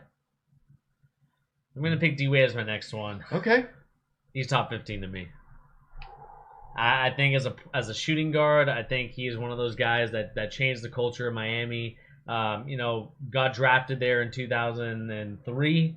3 years later, won a championship with a very old Shaq, Shaq that was not in his prime, and really carried it. Was an underwhelming underdog in that Mavericks series, and the fact that they were able to win that series, just blows my mind away. And you have to put D-Wade in the top 15, man. Yeah, I mean, for me, D-Wade is probably right there. He might even be like, and I'm not even just saying this, he might actually be like 16 or 17 for me. Yeah. But I'm fine with 15. I think he's right there. I mean, he's one of the 3 or 4 best shooting guards ever to play basketball. So can't disagree. Yeah. Who are you picking? Give me Carmelo. Let's just get it out of the way. Get out of the way. Let's just get it out of the way. He's got to be top 50, but he's got to be at the bottom of the 50s. He's right in the KG range, right? Yeah. One of the most talented offensive scorers ever. I will not accept anything besides that. There's a reason he's top 10 in scoring all time. It's Carmelo Anthony. The guy is a walking bucket. However, winning, we all know, it just never was the case for him. Yeah. Like the team culture building thing was not really Carmelo's deal either. He's just a great star, B-star. Yeah, Carmelo was one of those players I was a really big fan of. My favorite player. I had his shoes like my middle school days. Like those were the shoes I wore. I wore the Mellows, the ones that came with the brace. I remember them. And I really love those shoes, man. And I was really a big fan of his. But like you said, team building and just being what's this tier list for again? Oh, this is just players. This is top 50 players of all time, or just the top players of all time. Yeah, where are we ranking them? And to me, and we're just gonna do recent players, Sean. We're not gonna do we're not gonna go to the old heads because that's not our forte. No, we'll skip most of those. But yeah, man, Carmelo has to be top 50, and I just wish that he was on a better team when he got drafted. I think that Denver team was good, but I think they could have been much better had they had like a player. And even a better coach. George Karl was okay. He wasn't the best. Oh, George Karl's a good coach. It just was never a really good team. It wasn't a good fit. All around. Yeah, it just didn't make a lot of sense. Got to be in the 50s or in the 40s somewhere for Carmelo. I think you're up now, aren't you? I'm up. I think you should go back to who you were hovering. Ray Allen? Do it. I got to put him in the top 30. I think honestly, God, I would lean top 15. I got to go top 15. The fact that he hit probably the most clutch shot in NBA history has to put him on the top of any list. I mean, that one shot alone, but I mean, he's had a great career. And I think the reason, I think we're old enough to remember the days where he was like a slasher. Oh, Whereas, like, I think a lot of the more of the younger guys, they just remember him as like the 3-point shooter, maybe in Boston, but more so in Miami. Yeah. But this guy could do it all. Oh, he could. He was a triple threat. And I think there's a lot of people that just don't remember the days of like Ray Allen in his prime, and he was a menace. He actually he gets. It's even more so than like Reggie Miller, right? Like Ray Allen was so good all around. All around, he was so good. But people only look at the threes and think that was his whole game. He could do everything, and he was one of the better defenders on the court all the time. To me, he's top 50. Just imagine if like he was in this era playing. He would be one of the best players in the league. He already was, but he would be without a doubt one of the best players in the league. Maybe even top 5 in the league right now. Yeah. Based on style alone. Let's go ahead and do. Oh man, this one's really tough. Give me Shaq. Shaq Diesel. Shaq Diesel's top tier. Yeah. He's got to be. He's top 6 player to me ever. Personally, maybe top 8, I guess, is what I would say. Yeah. But yeah, Shaq is one of the greatest players of all time, and by all accounts, and maybe this would be a detractor for him, he didn't always take basketball seriously, and he was still usually the best guy on the court. So, yeah, man, I just think I think he is top tier. The thing that sucks about him is that I think he could have had a long prime had he taken care of his body, eating right and doing all these other things. I know we can kind of criticize Kobe and Shaq for their kind of beef with each other, but man, if Shaq could just take care just a little bit better. Yeah, and that's the thing with him. Like, if he had, who knows? He might have been the best player of all time, honestly. Yeah. He had the potential to, that is for certain. Let us go with, I'm going to go with Goat James, and this is top tier. I mean, there's no ifs, ands, or buts. I'm going to just do this for you. Top. Yeah, I mean, where he belongs. Yeah, this guy would just personifies perfection. He personifies greatness. Just the fact that consistent, always consistent, never got hurt, and it's just one of the greatest players of all time. And we see it time and time again. Probably the best series in that 2016 year where he was down 3-1, able to claw back and win against a super team, in my opinion. They didn't have Durant at that point, but still, the fact that they had one of the top shooters of all time there, and kind of the way the league was going at that point. The one thing for LeBron that I think always goes underrated, and people say it, but they say it in the shortest way possible and then don't think about what it means, right? They just talk about how many times in a row he made the finals. Yeah. But nobody really talks about how bad he just bullied the Eastern Conference. Yeah. He owned the Eastern Conference for a decade. Maybe even a couple extra years on that decade. Come on. Michael Jordan, I'm sorry, I know he's never lost in the finals. I get it. He never just straight owned maybe I'm just talking out of my butt. You might be talking out of your butt. I might have. That's okay. I might have. I'm just a LeBron fan. Who you picking? I'm an emotional LeBron fan. You're being a LeBron sexual right now. Oh boy, this one's tough. Give me James Harden. James Harden. Give me the beard. Top 15 for me. Top 15? Yeah. I would actually put him ahead of the other two guys there, personally. I think James Harden is about as close as it gets in the league right now. Because, we could do, KD is definitely going to be top tier, right? Just skipping that point, right? I think James Harden, oh man, Steph is in top tier as well. But, James Harden is the next guy in line to creep into that top tier all time. And I think a championship could fix that for him. But even just a extended prime into his mid-30s and the stats, everything is going to speak for itself. Yeah. He's just too good. Yeah, James Harden, again, another kind of player that I really like. The only problem with him at times was just the fact that he I just think as the number one guy, I just can't have him in the top tier. I mean, we say that, but he was like this close to winning a championship against one of the greatest stacked Only teams matters ever. in horseshoes and hand grenades and pregnancy. That's the only time it matters. You're not wrong. You're not wrong. And I'm not making excuses for James Harden. He doesn't need any excuses, let alone from me. However, I'm just saying, he was like, him and Chris Paul were trying to take down a Leviathan in the West for a few years, and I think that should matter a little bit. That should matter. They got close. We don't even need to talk about KD and Steph, do we? Yeah, they're top tier. They're top tier. Greatest shooter of all time, KD. Greatest scorer of all time. The guy is a literal walking bucket. Yeah, he's probably the greatest scorer of all time. And the fact that I wish that Seattle would have stayed because I think he would have been an all-time Seattle legend. But God, I just wouldn't want that guy. Sorry, KD. This is the KD hate stream for me. Let's go with Derrick Rose. Derrick Rose divides a lot of opinions. I know Chicago not in the top 50, but he's just not in the top 50. Too many injuries and just the career was not there for him. And it just kind of, I think he really stole that 2010 MVP from LeBron James, in my opinion. Shouldn't have won it. Sorry, shouldn't have won it. That was LeBron's MVP. It was a really great season from Derrick Rose. That's for sure.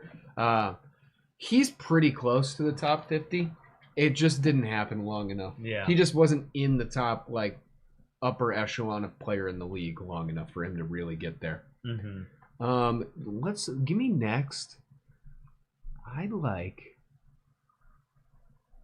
Let's do Kobe real quick. Kobe's got to be top tier, but man, I'm not trying to disparage the late great Kobe, right? And I think anytime you say anything nowadays that's even remotely disparaging of him as a player, not trying to be, people take it as how could you? It's Kobe. It's Kobe. I'm sorry, but I don't think Kobe is. Man, see, I know he has a ton of rings, right? Yeah.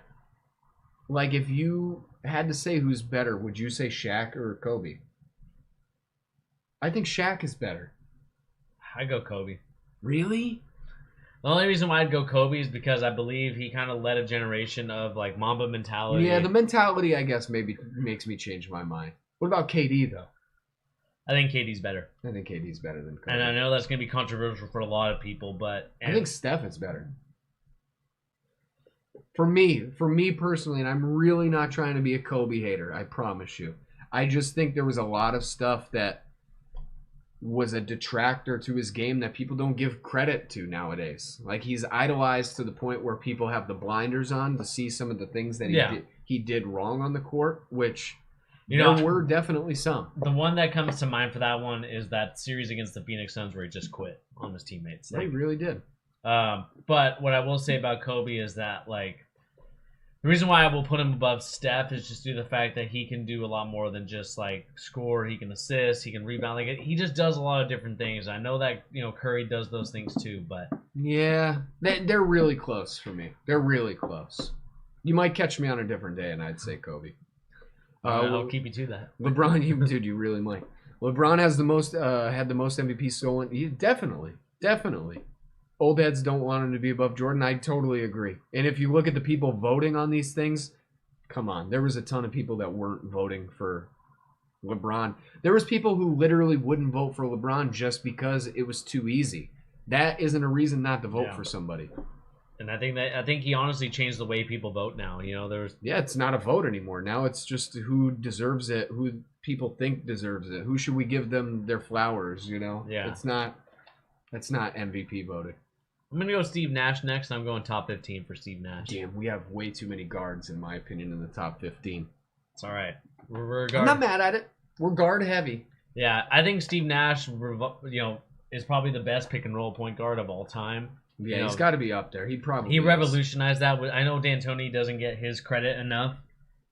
He couldn't have done it without Nash, though. But Nash, just with him and Amari Stoudemire, him and Raja Bell or Sean Marion, and just kind of those teams. I think catch Steve Nash, a younger Steve Nash on the Lakers team with Kobe, that would have been a different story. That would have been unstoppable. And we also got a shout out to the Phoenix Suns physio staff because they were able to just take care of him for these many years. But Steve Nash, you know, a lot of people are going to kind of be upset because he felt like he stole MVPs from Kobe, but Crazy, though. He was so good. he was so good, and the fact that he just was a tremendous player for them. You know, I know he played on that Dallas Mavericks team as well with Dirk, Yeah, rookie Dirk.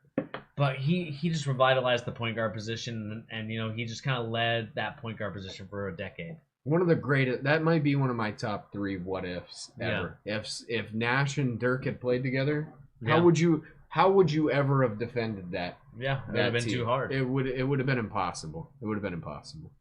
Let's go. We need a big guy in the top tier with Shaq. Is there any guy though that's in top? Oh, you're crazy. Of course, what? Kareem? No, where's Hakeem? I would say he's in this range. He's top tier. Top tier, Hakeem Olajuwon. The dream. I mean, one of my first basketball memories ever.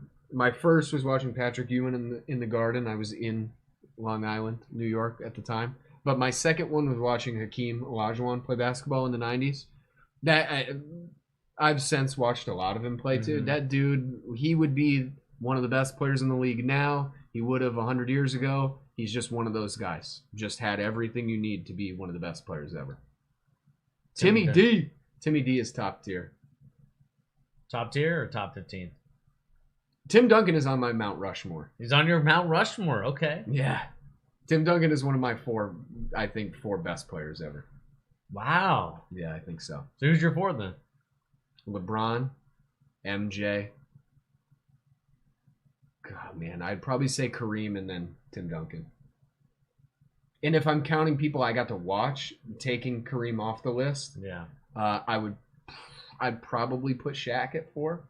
Probably. Shaq at 4, KD okay. is really close. I think KD is there for me. I think a lot of that has to do with just I don't like him. Yeah. So it makes me drop him a point, but he's probably like 5. He's probably 5 or 6. Okay. Tim Duncan's awesome. Tim Duncan, I mean, you know, consistently one of the most impactful winning players ever in the league. Yeah. From the minute he stepped into the door. So, come on. What about CP3? Where does he go for you?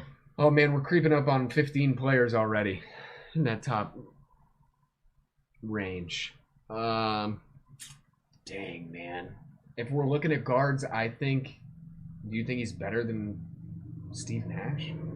I think he's better than Steve Nash. I don't think so. I think, dude, the fact that It's close. It's really close. He led the league in a decade. Assists, points, like he could do everything.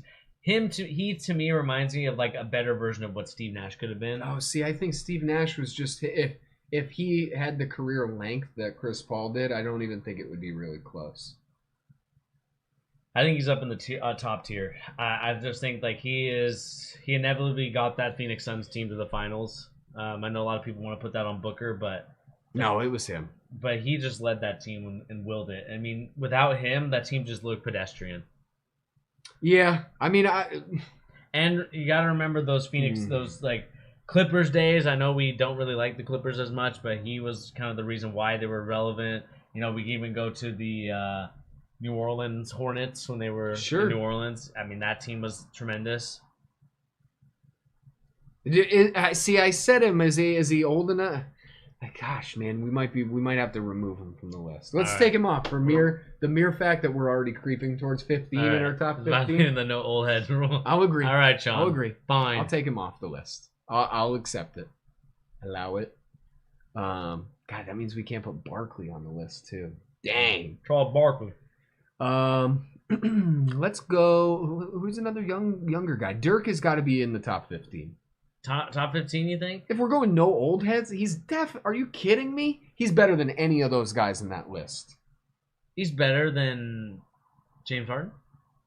Yeah. Better than D Wade? Yeah. He's better than Chris Paul is. Wow, so you're going to put him top tier? Are you kidding me? You really don't think that he's Dirk top 15? You're nuts. He's top 15. This is the most we might disagree on this whole list. Dirk is way better than Chris Paul is. Dirk is one of the maybe the 12 greatest players of all time, if you look with old heads included. Dirk has maybe one of the hardest championships ever. In the history of championships, his might be one of the most impressive single titles anybody has on their resume. LeBron James 2016. Doesn't come close.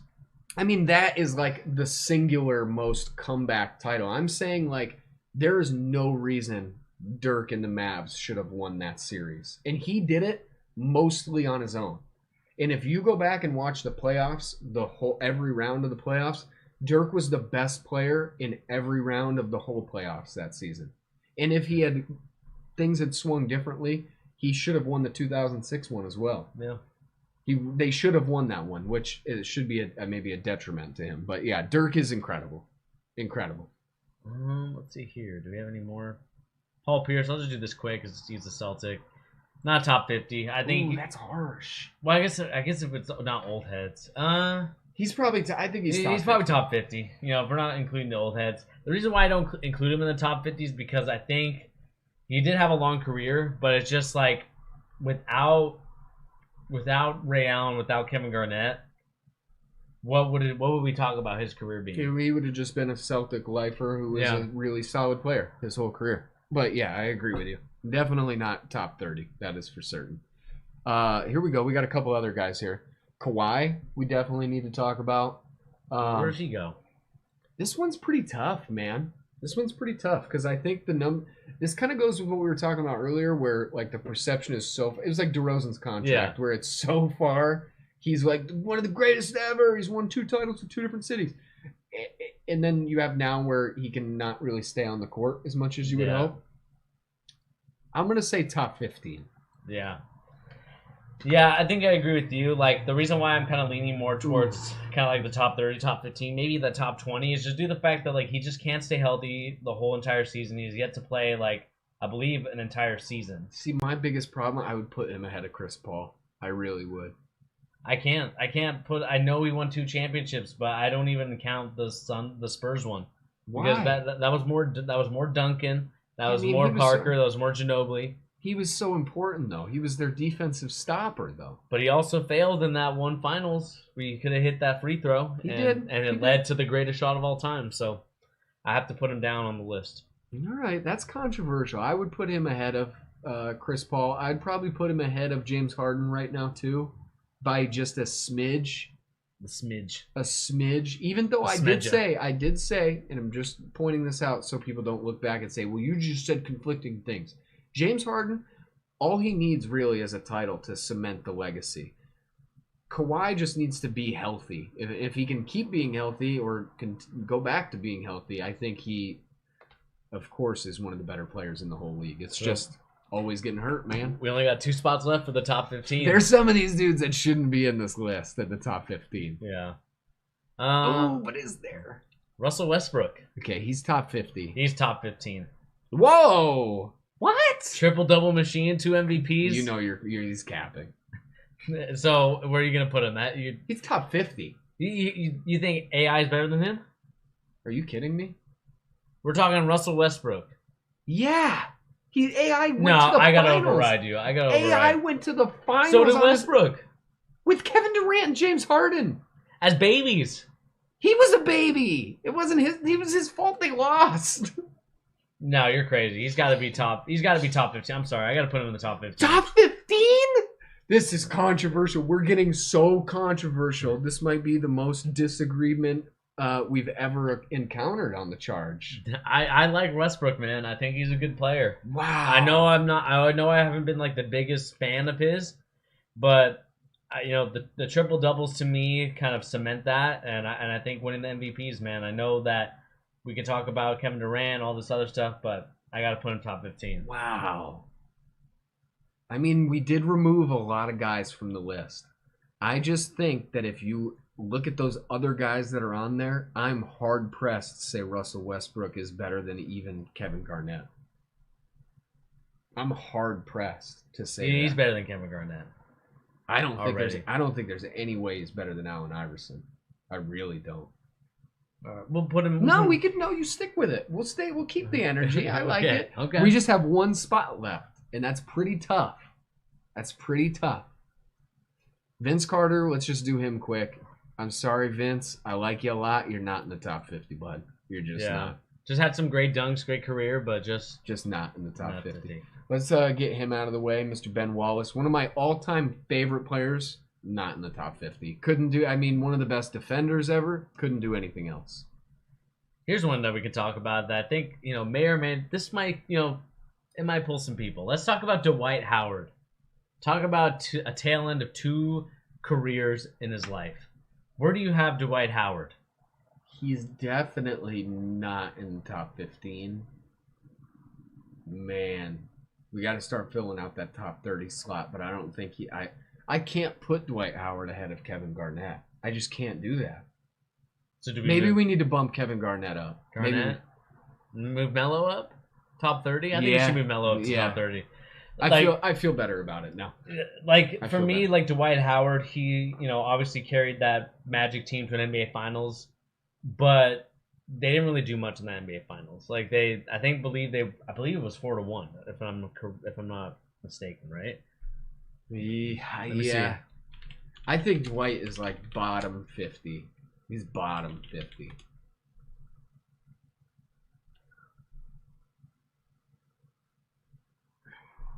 What are you looking for? Looking for Magic Lakers final. From 2009. Yeah, there you go. Hito Turkoglu. Yeah, it was 4-1. So it's to me, it's he got them there, but with Hedo and I think it was Rashard Lewis was on that team. Shout out to Rashard Lewis. Wasn't that the last time that the LeBron didn't make the finals in the East? It was the last time he did it. Dwight was really incredible for his first third of his career. Not top 50 for Dwight. I lean bottom of the top 50. He might even be number 50. If we're going no old players, he's got to be in there. Got to be in there. Let's do Amari. Amari Stoudemire. Top 30. Top 30? Yeah. He's better than Paul Pierce and Dwight Howard. Amari was dominant for a good 8 years with the Suns. People just get the really sour taste in their mouth with the Knicks seasons. And it was really bad, but he shouldn't have gotten that contract anyway. And if he hadn't gotten the contract, which skewed what people thought of him, people would look more fondly on Amari Stoudemire. He really was so dominant in the mid-2000s with Steve Nash. I don't agree with that. You think Yao Ming is top 50? I think he's better than Dwight. You think he's better than Dwight? The dude couldn't stay healthy. He always had bad feet. I think he's better than Dwight. I think he's top. Impactfully, obviously going to be in the top 50, but in terms of a player, just could never stay healthy. And, those Houston Rockets teams were always promising, but it was always just due to the fact that his injury always affected them going further in the the injuries are really hard. His career wasn't very long. I'm just saying, if I was to take one of them in their prime, dang, I would probably pick Yao. But it's close. What about Jay Kidd? Jason Kidd has got to be in the top 30. He just has to be. I don't like him, but he's got to be in the top 30. He's damn near the best player in that list of top 30. He probably is. Maybe not over AI, but he's pretty close. Yeah. Impacting winning? I think impacting winning wise, yes. Really high. To me, it's Jason Kidd just seemed like a guy that just, great triple-double guy. Dude, John Wall and Jay. Is John Wall on this list? Did John Wall make this list? I don't think I see John Wall. Maybe we'll just add him. John Wall? Nah. Unfortunately, I like John Wall, but nah. Yeah. Not top 50. He just injured way too much. Yeah. Could never stay healthy, and then when he did, just shooting just never improved from him, and especially, John Wall in the 2010s, as kind of the first guy I think a lot of us looked at his highlight tape and was like, damn, this guy's going to be really good. Just never improved. Never improved the Zig-Tex. I bought I had the blue and black, his first signature shoe. Sad story. I got those shoes. I paid my own money for those shoes the day they came out. I think I paid $140 for those. I brought them to school. They got stolen out of my locker the first day I had them. Oof. Yep, sad story. From that point on, I hated John Wall. No, Sean, this is, I believe this is, I can't remember who this Wizard player is. He's who is that? Is that, oh man, who played for the Bullets back then? It's not Gervin, is it? It's not old Georgie Gerv. Canceled. That's harsh. I think it's No, it's not Wes. No, here search up like best Wizards player ever. Gilbert Arenas. It might be Elvin Hayes actually. Might be Elvin. No, I think it was Wes. Oh crap! No, he's 41. Go back. I think it's Elvin Hayes. Dude, disable your ad blocker. Hey, we don't condone that, guys. Keep the ads on when you watch the charge. Yeah. Elvin Hayes. What? No wonder ad blocker needs to be on for this site. Yeah, it's got to be him. He's number one. Elvin Hayes. Elvin Hayes. Okay. John Wall. I don't think there's anybody else that's like in the range of we should be ranking them in this. Yeah. We might have I think this might be T-Mac. What do you make of T-Mac? I think is that T-Mac or That's Penny T-Mac. Hardaway? That's T-Mac because Penny Hardaway is Down there somewhere else. Yeah. I mean T-Mac, dude. T-Mac is awesome. T-Mac was awesome, but did he? I'd take him over Paul Pierce.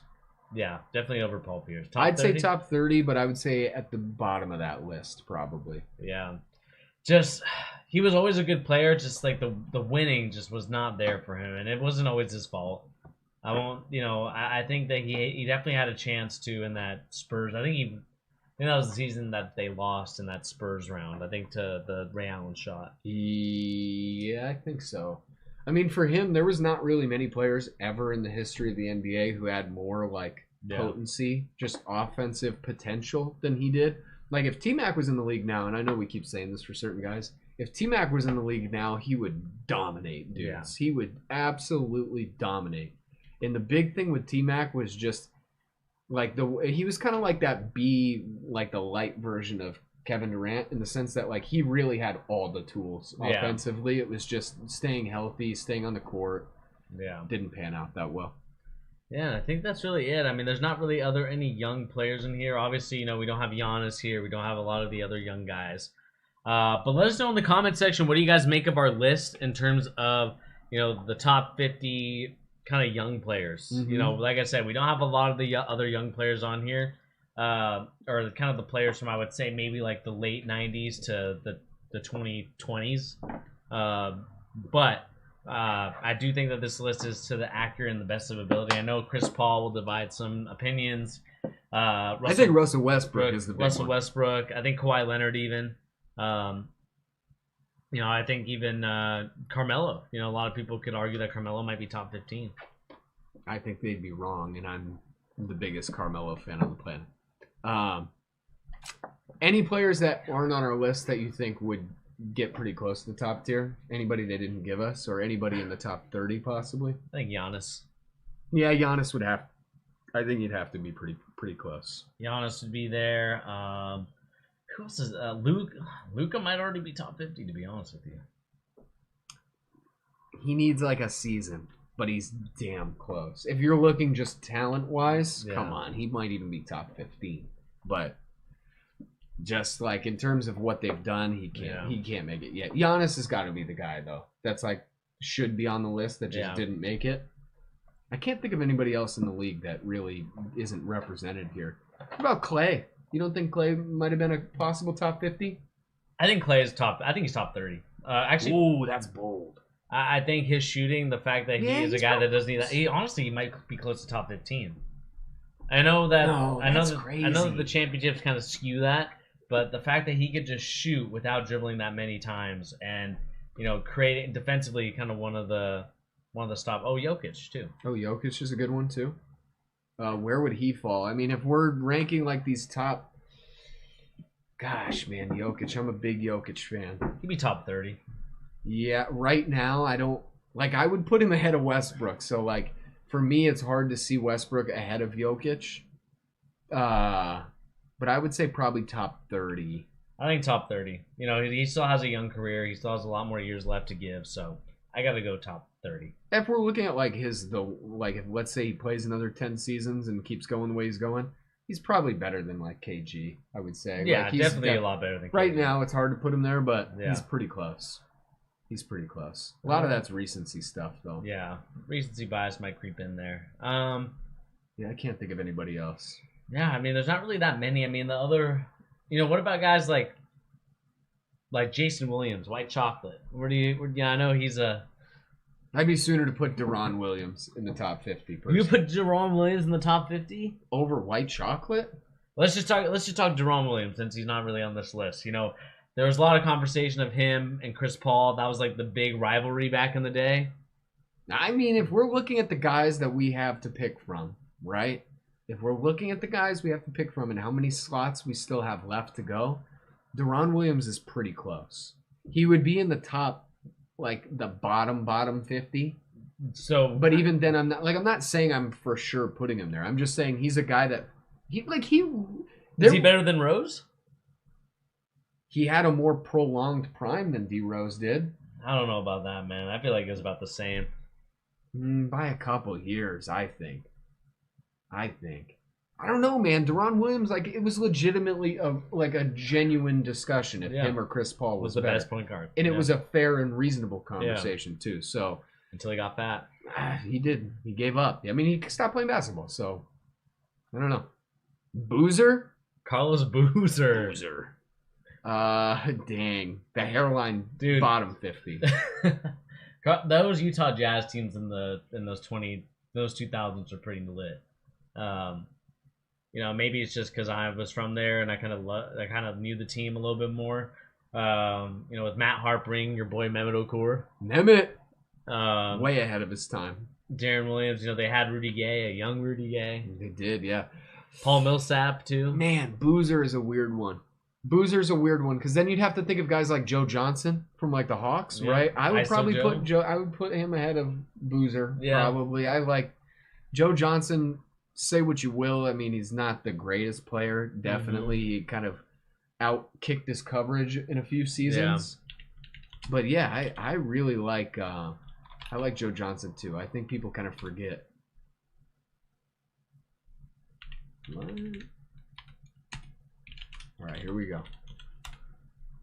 Let's just see anybody. Tyler Hero. Tyler Hero. we gotta crack him up into the top. Like this is IMBD. Let's see. Kobe. Oh, dude, this is literally like the movie list of people who worked on movies and documentaries. All right, let's see. Let's just go through Bleacher Reports real quick. Brandon Roy, not top 50. Just didn't have a long career, man. Yeah, it didn't. Unfortunately, I love Brandon Roy. Just too short. All right. Let's see. What's their list? First to miss the cut. Jermaine O'Neal. I'm a big Jermaine O'Neal person. But, yeah, I agree. Yeah. Not Wallace, yeah. I'm not going to lie. I think their first four out is wonderful. It's spot on. All those four guys are right there. Michael Redd, I'm not sure I would put Michael Redd ahead of those. Michael Redd I know he just played on a really crappy Bucks team, but Michael Redd was a beast. He was good, but he was like maybe one of the all-time good stats, bad team guy. Stephon Marbury, your boy. Hey, Starbury was nice. He was nice. He's more of a meme now, that big bald head. Yeah.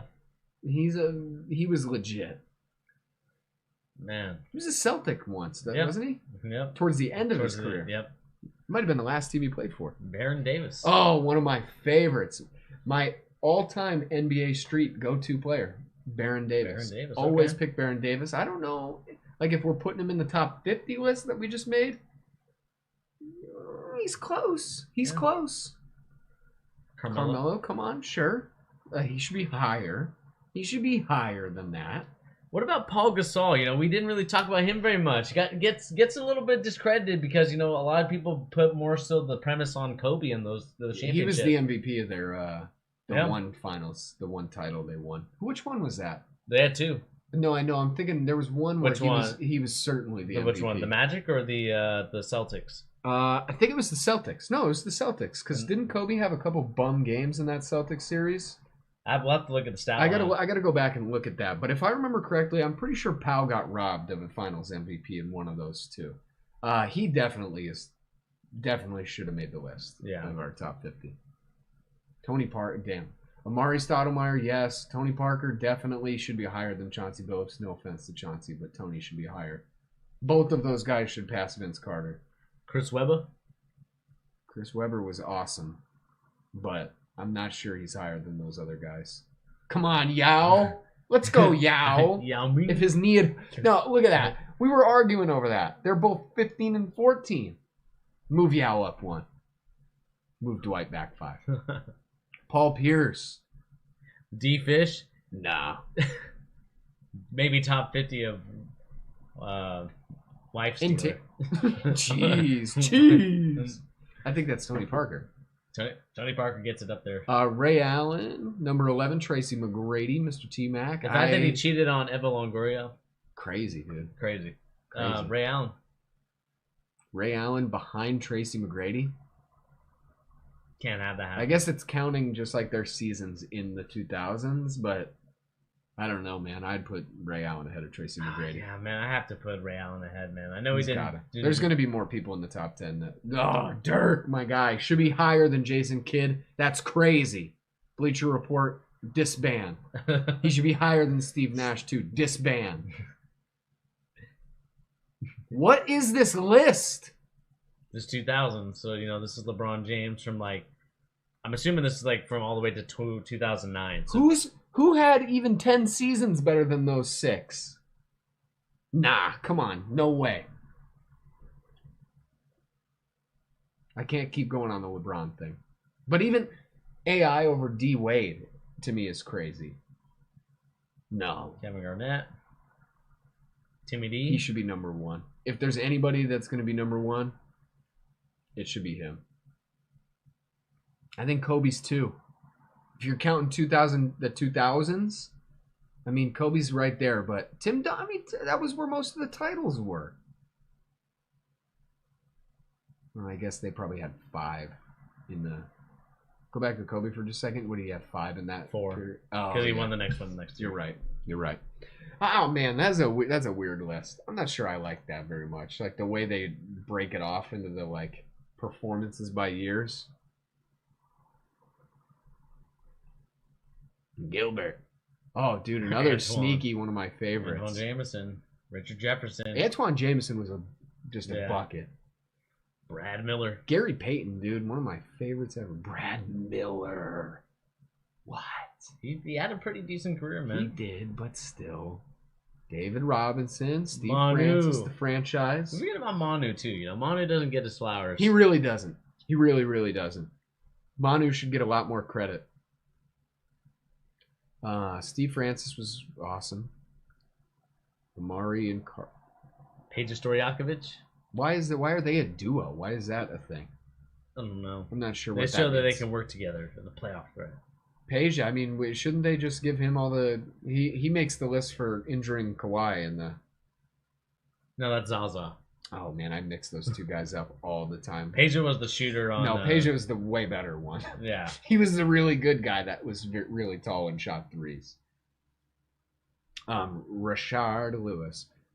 Dude, he might be one of the most underrated dudes in the league ever. Yeah. People forget about Rashard Lewis as if he didn't even exist. He was so awesome. He was really fun on the Sonics when he was here, too. Yao Ming. Dwight Superman Howard. Vince. Caddy. Michael Redd. Michael Finley. Michael Finley probably wouldn't have cracked my top 50, but he was awesome. Andre Miller. No, definitely wouldn't have cracked my top 50, but awesome. I like Andre Miller a lot. Marcus Camby. One of my all-time favorite players. Tony Parker. Jason Terry. He's actually going to be a G League coach. I can't remember which team he's going to coach. Yeah, that was a headline on ESPN. I saw that. Baron Davis. Paul Gasol. Lamar Odom franchise. I don't know, man. I don't know. Go back to our tier list for just a second. I just want to look at it just after we looked at that. So we have LeBron. Let me just reorganize this just for my own OCD. Those 3 in a row like that? Yeah. Are you sure with that one? Yep. 4? 5? Yep. He's got to be that ahead of Steph. I'm sorry. I don't agree with it, but I know you agree with it. There you go. I feel good with that. Yeah. I feel good with that. Wait, let's move one of these dudes. If we move one of those guys into that list, then we have it perfectly set. Okay. If any of those guys... We have to move one of these guys, actually, to the top 15, since we have one more spot left, right? I think we have 9 here and then 6 here. So one guy there and then we're set, right? No, we got 14 in the top tier list. Oh, so we have 8 up in top tier? Yeah. Oh, man. All right, let's move. Dude, man, I think Kawhi's got to be top tier. Well, no, we got to move one of these people into the top 15. Who would you move? Man, that's really hard. I'll say AI out of that bunch. It's probably top 15. Yeah. He's probably got to be there. One of those dudes does need to move up into the top tier, don't they? Am I crazy? Because isn't that top 10 players?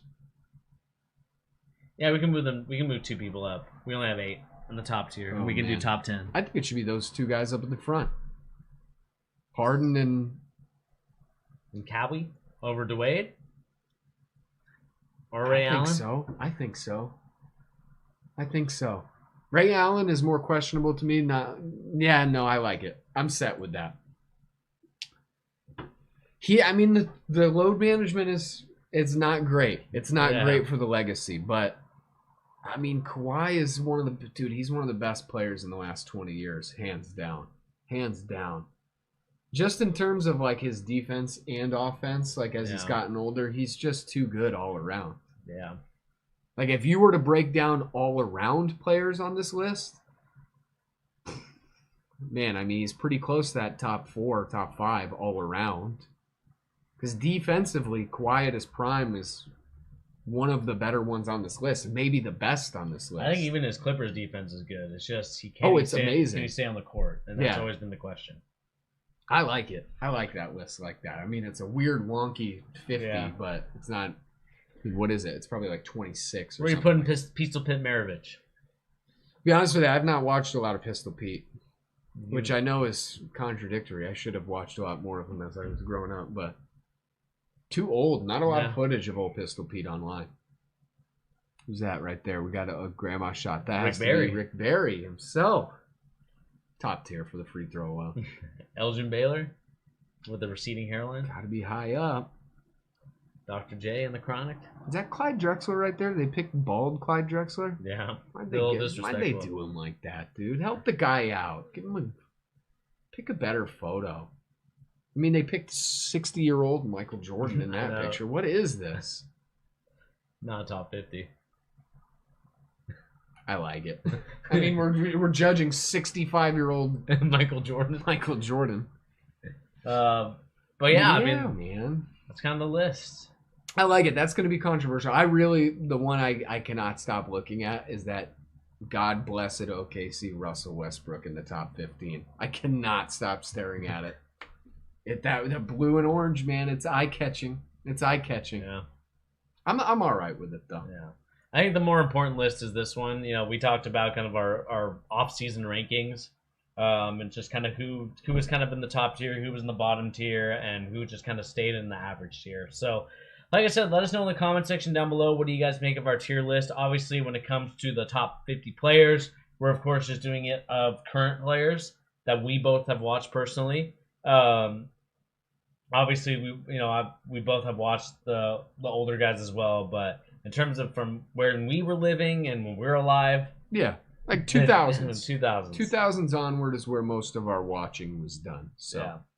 But I think that's gonna do it for the show. Unless there's anything else we got to talk about. I'm good, man. I'm just gonna do a quick sweep on ESPN and Real GM just to make sure that we don't miss anything.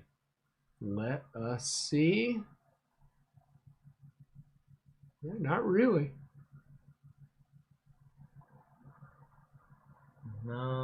Mavericks sign Tolliver as an assistant coach. Interesting. Other than that, Masai Ujiri, $15 million a year. Good for him. Future commissioner of the NBA. Should be. He probably will be. That's my pick for the next guy after Silver. Oh, yeah, Jason Terry. Here we go. Grand Rapids Gold. G League head coach. There you go. But yeah, I think that's it.